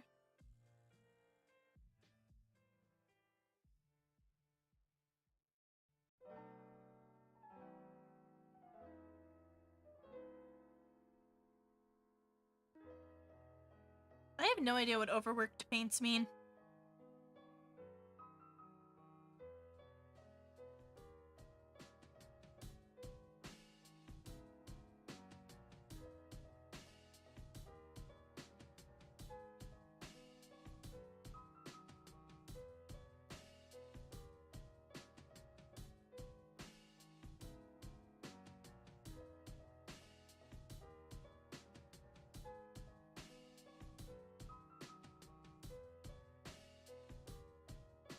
did add like a nice color though. I do like that. I wonder if we can add some purple colors.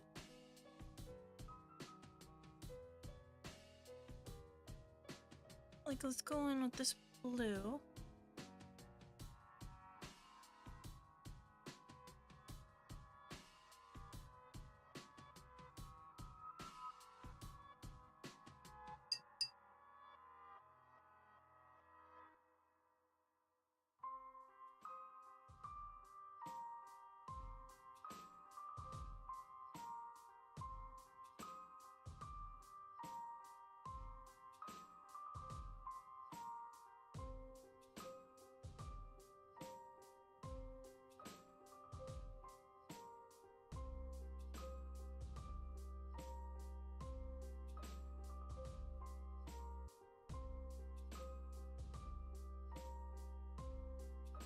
Okay, we'll let this one dry now.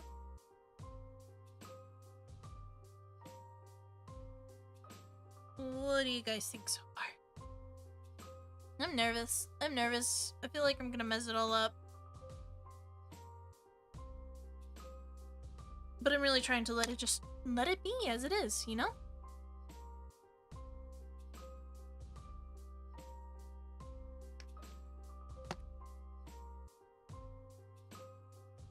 How long have I been streaming for? Almost 4 hours.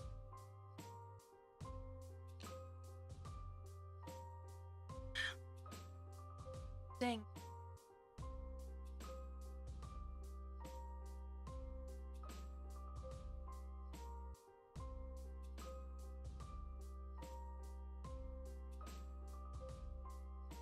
The next layer I'm gonna go in with more purple and blue.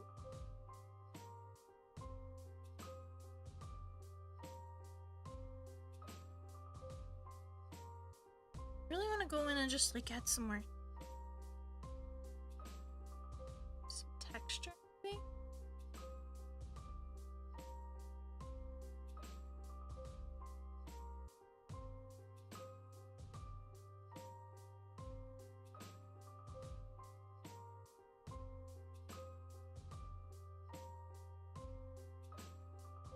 Yeah, that works.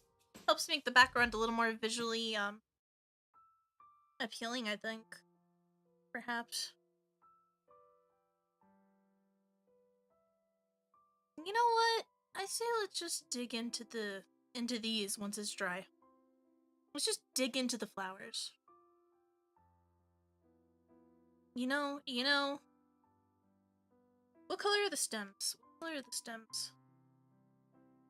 Stems are almost like a brown. The leaves are definitely like this kind of green. We can use the sap green, I think.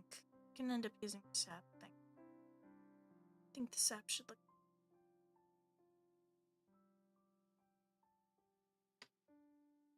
Yeah, the sap will be. We want like a nice warm green, I think. Be going in with the round brush.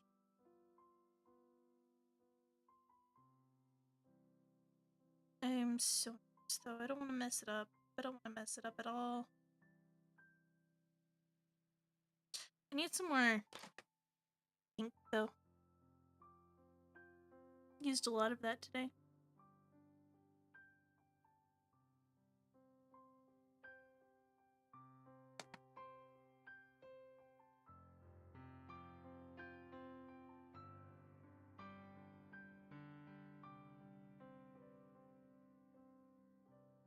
We should make this one right here.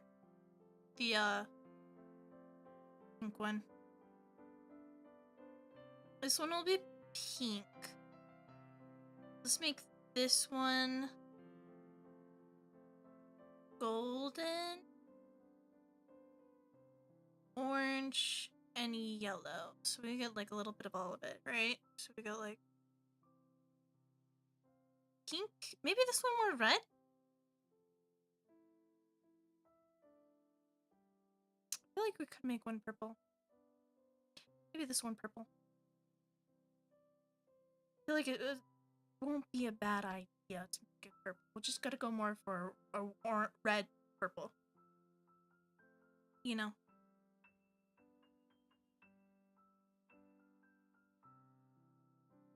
That is definitely still wet. Alright. Anyway. This is fun. I am having fun. Are you guys having fun? I hope you're having fun.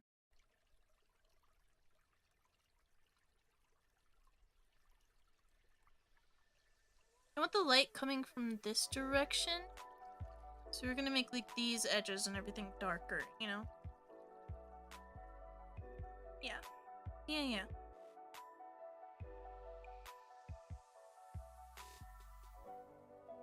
I used a lot of water. Oh, I hope that's not a mistake. At least I know how to flatten the back. I asked someone how to. They told me how to, so at least I know how to flatten it. Let's honestly start out with this. I really am liking this rose. This rose is just, it's lovely. Okay, so I'm gonna start on the back side here.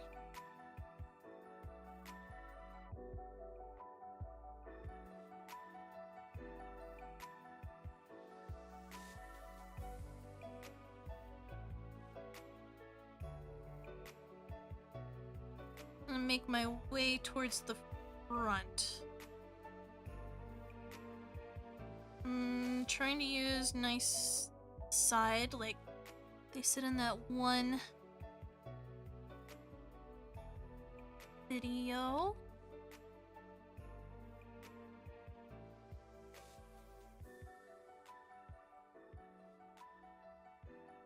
And I kind of want to go in and try to remove some of the color here on the top.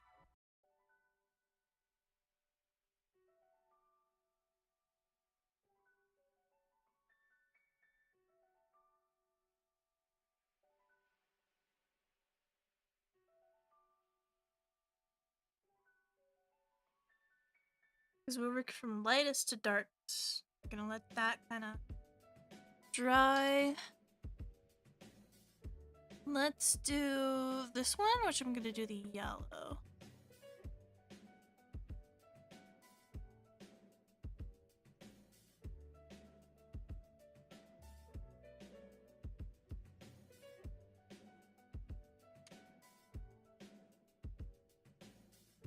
And that one's gonna dry very, very light, so. What I should do is go in with some of this red. Kind of let it do is like wet on wet kind of mix, you know? Definitely add some more of that like variation there.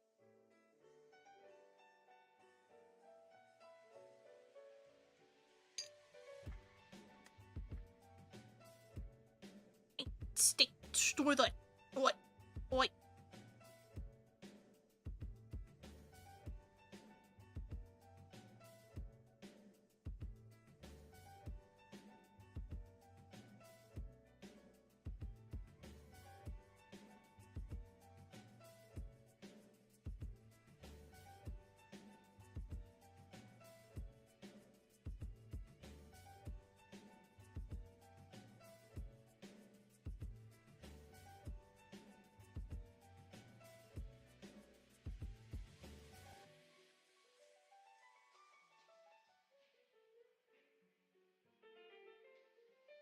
Yeah, I'm gonna let that dry. I'm gonna let that dry.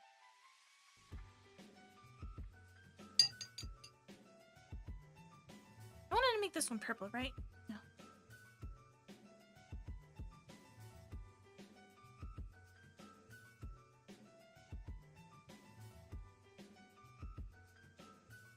Okay, I'm gonna try to make like a nice light. I'm gonna actually try to use the white that I have.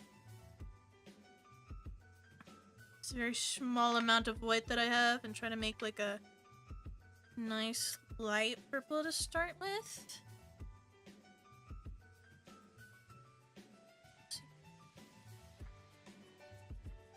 Oh, yeah.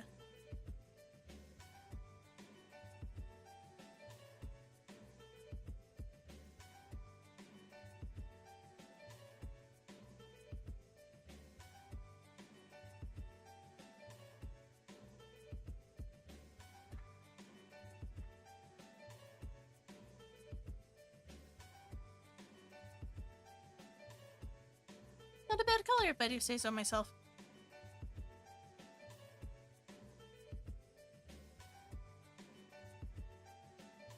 Not awful. Very pinky. Pinky pie.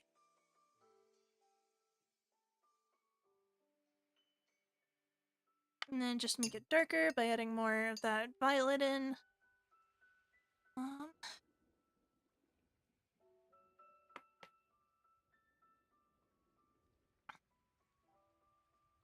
So the flowers are honestly kind of like star-shaped. So I'm wondering if I can go in here and like...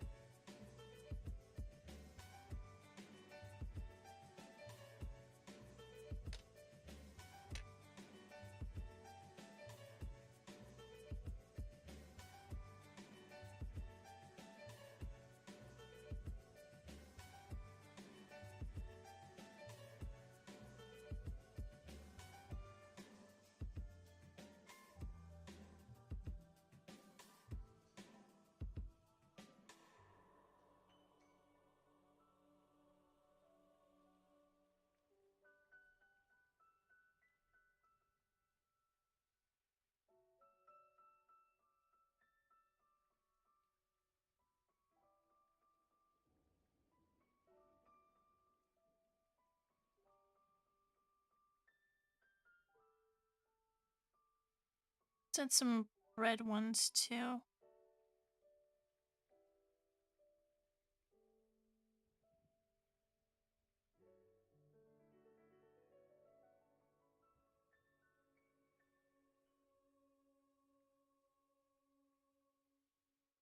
Going a little thicker with the red.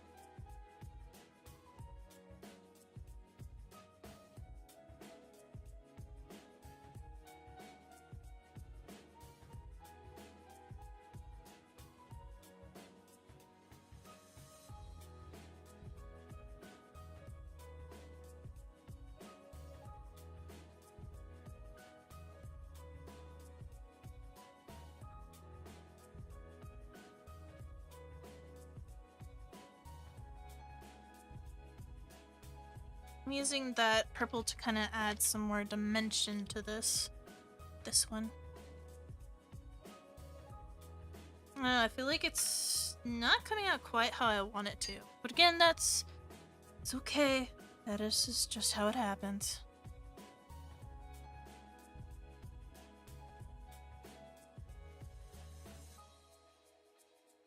Putting most of the focus on this one here in the front. It just makes sense. Just makes sense, okay? Ugh, because I liked how this one came out more. This one's not.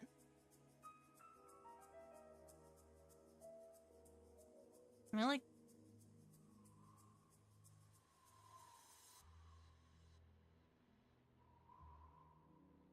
Just blur it out. It'll be okay. I mean, it looks better on camera. It looks much better on camera. You know? Definitely does. Okay, it's fine.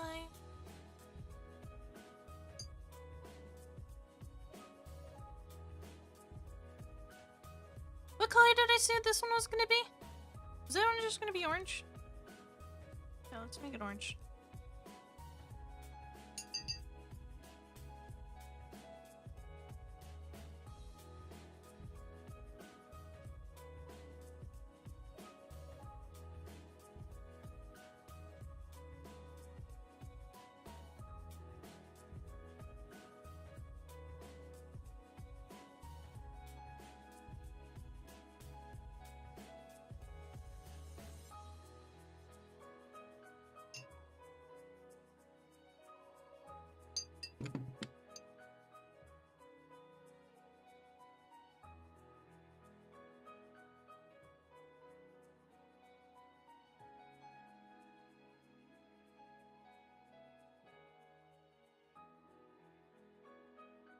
Oh, there's a hair. Come here.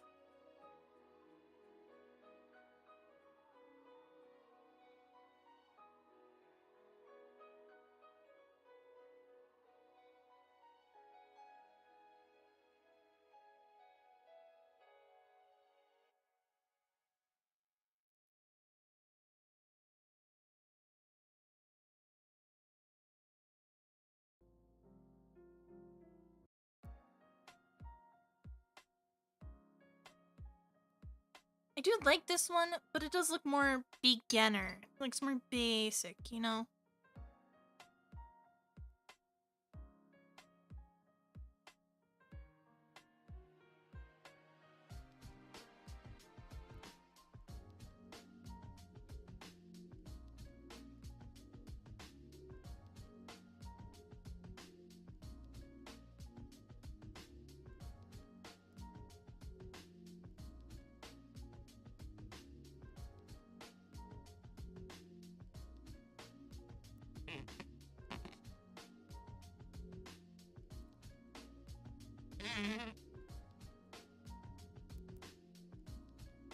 I mean...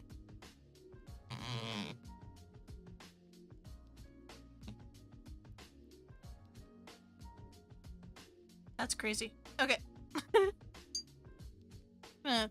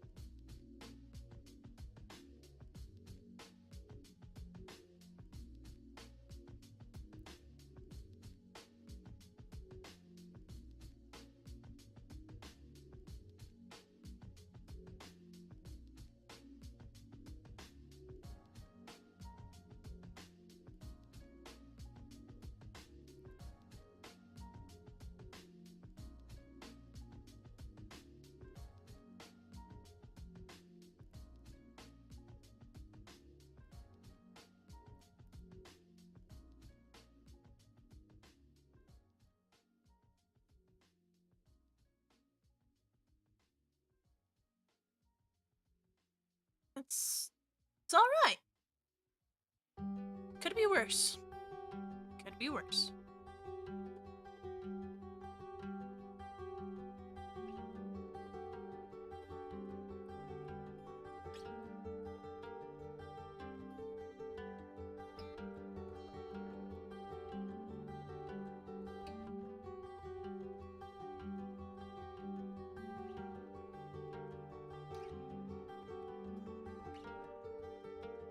Thing is, I'm trying to create value and depth in the flowers. The flowers are mostly monotone, no?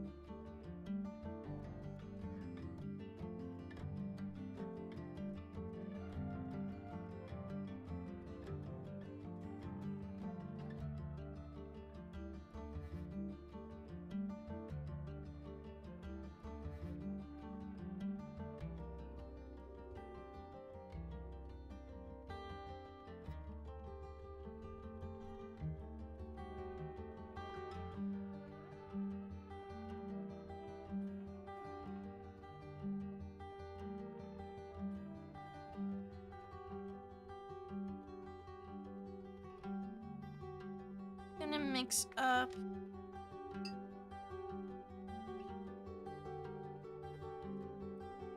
like a yellow pink over here.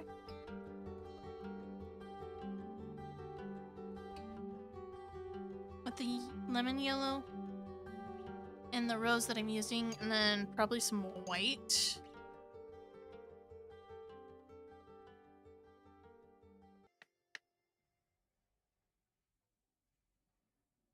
Which will this makes a lovely color for like this.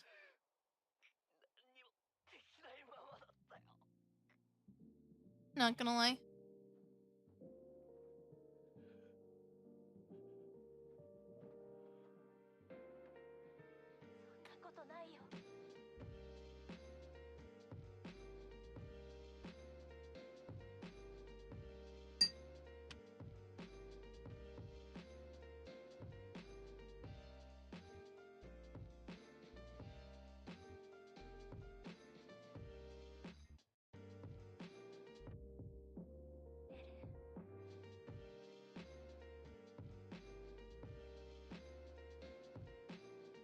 No, that's a no. That's a no. That's not gonna work. Nope. Nope, nope, nope. It's okay. It's okay.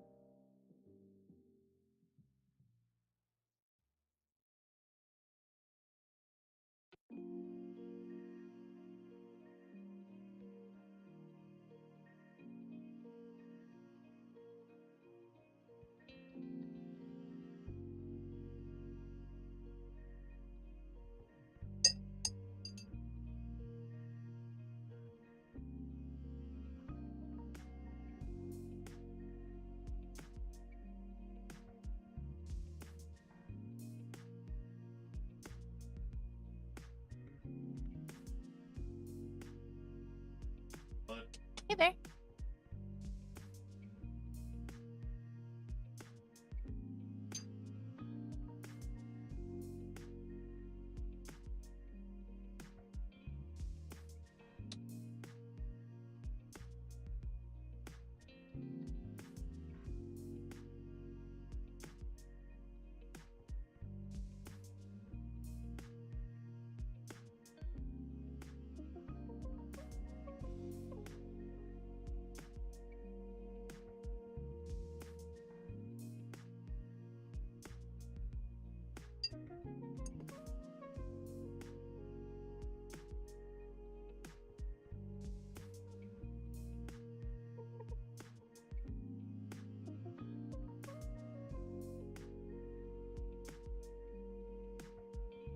Yeah, it's fine. It's fine. Okay.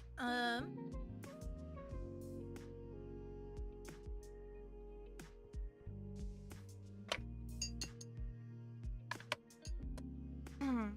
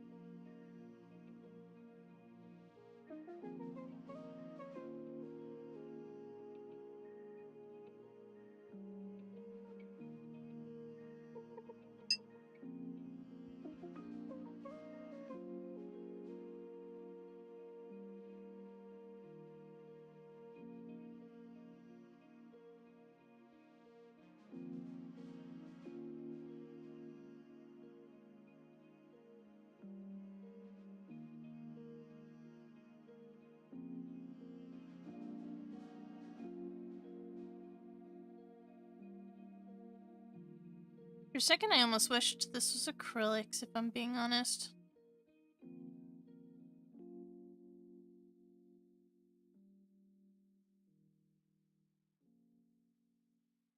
Because I'm not getting very clean lines.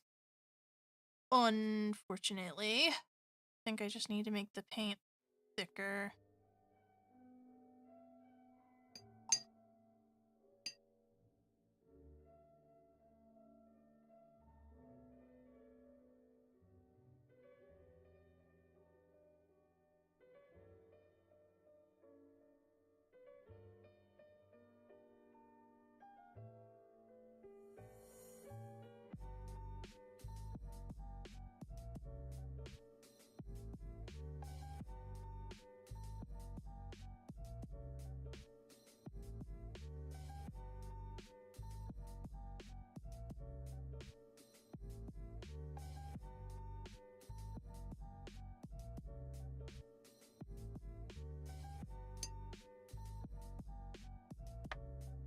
I think I gotta go in with this green.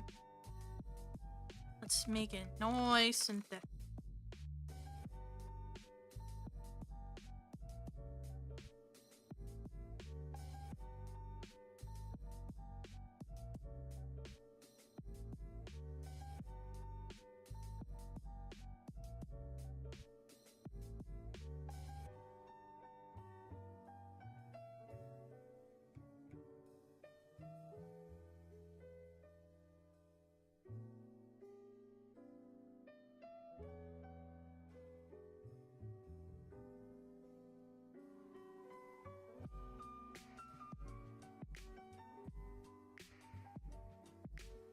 What do you think?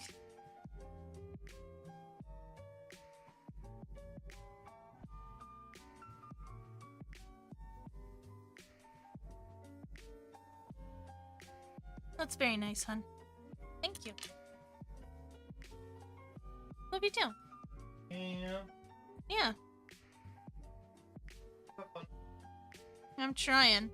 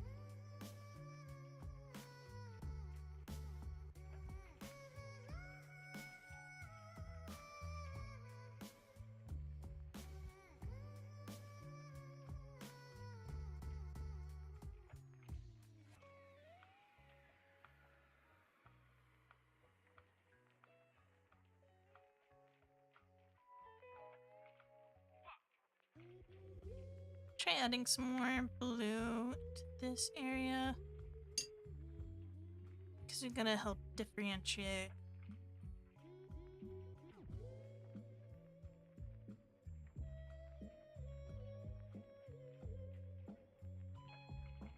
I guess it can blend it. It's not that important.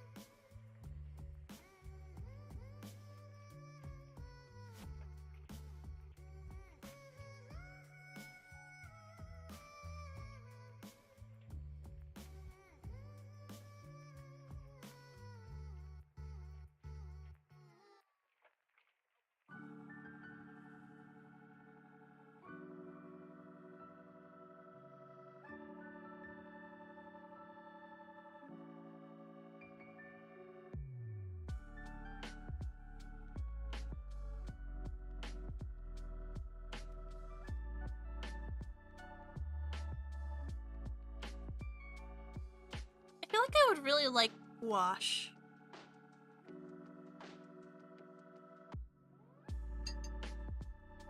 Just, I got a feeling like I would really enjoy a gouache.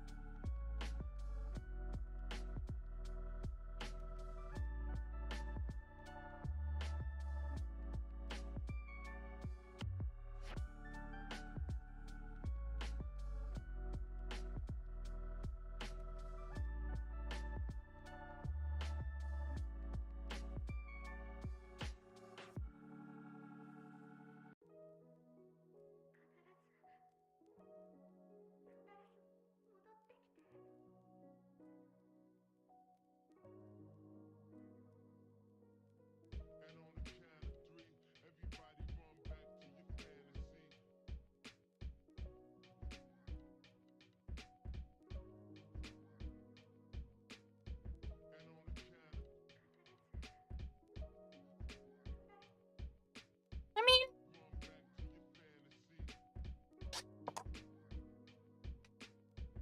at the end of the day, it's not bad for like a first attempt of something without a reference or anything, you know?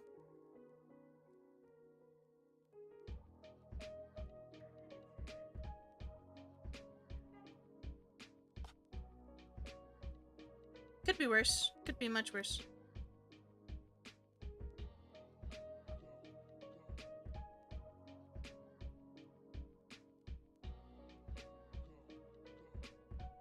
Honestly though, taking away this border, oh, look at this.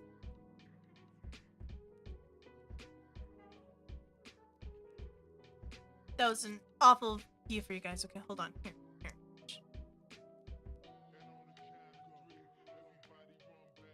Oh. Immediately makes it feel so much more professional.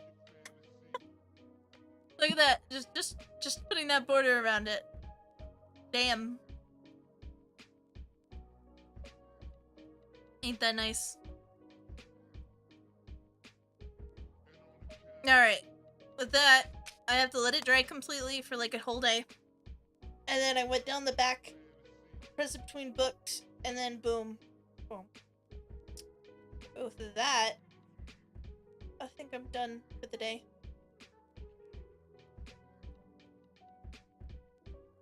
Got some good practice in though, that's for sure.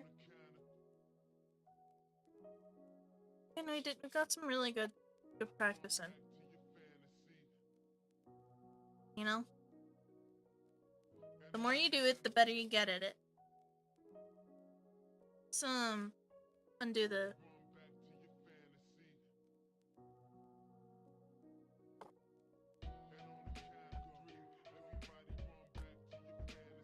Honestly, just having a border makes it look so nice.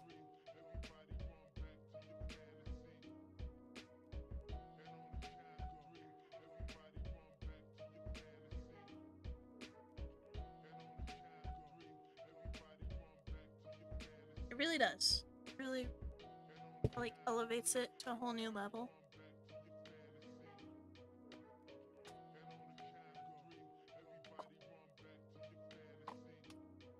It.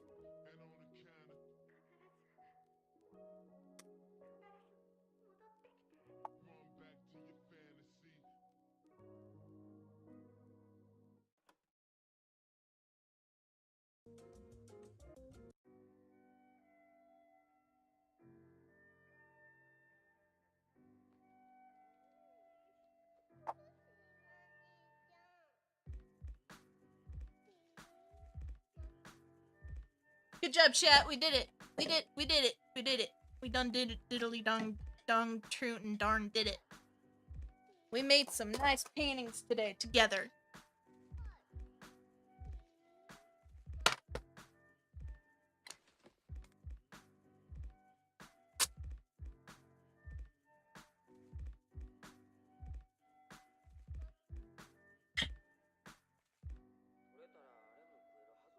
I know my mama would be proud of me.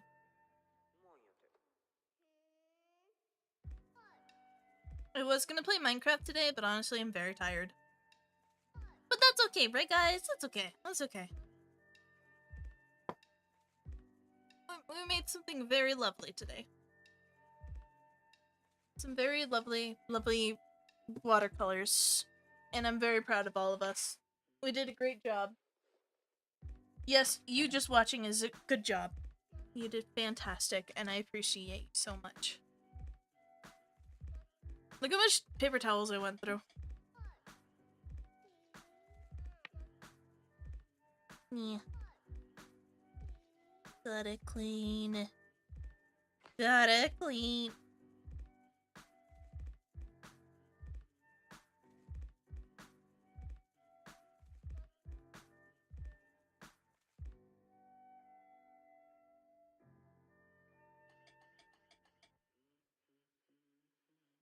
Clean.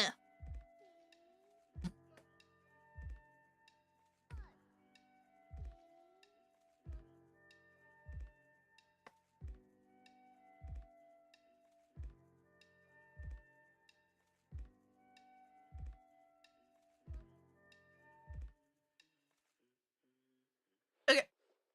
Anyway, with that, we are going to end it there. Maybe I should just put the stuff outside. It'll dry real fast like that. Okay, so I am going to go up here.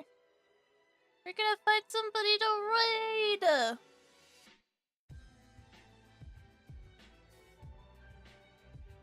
Who else is live?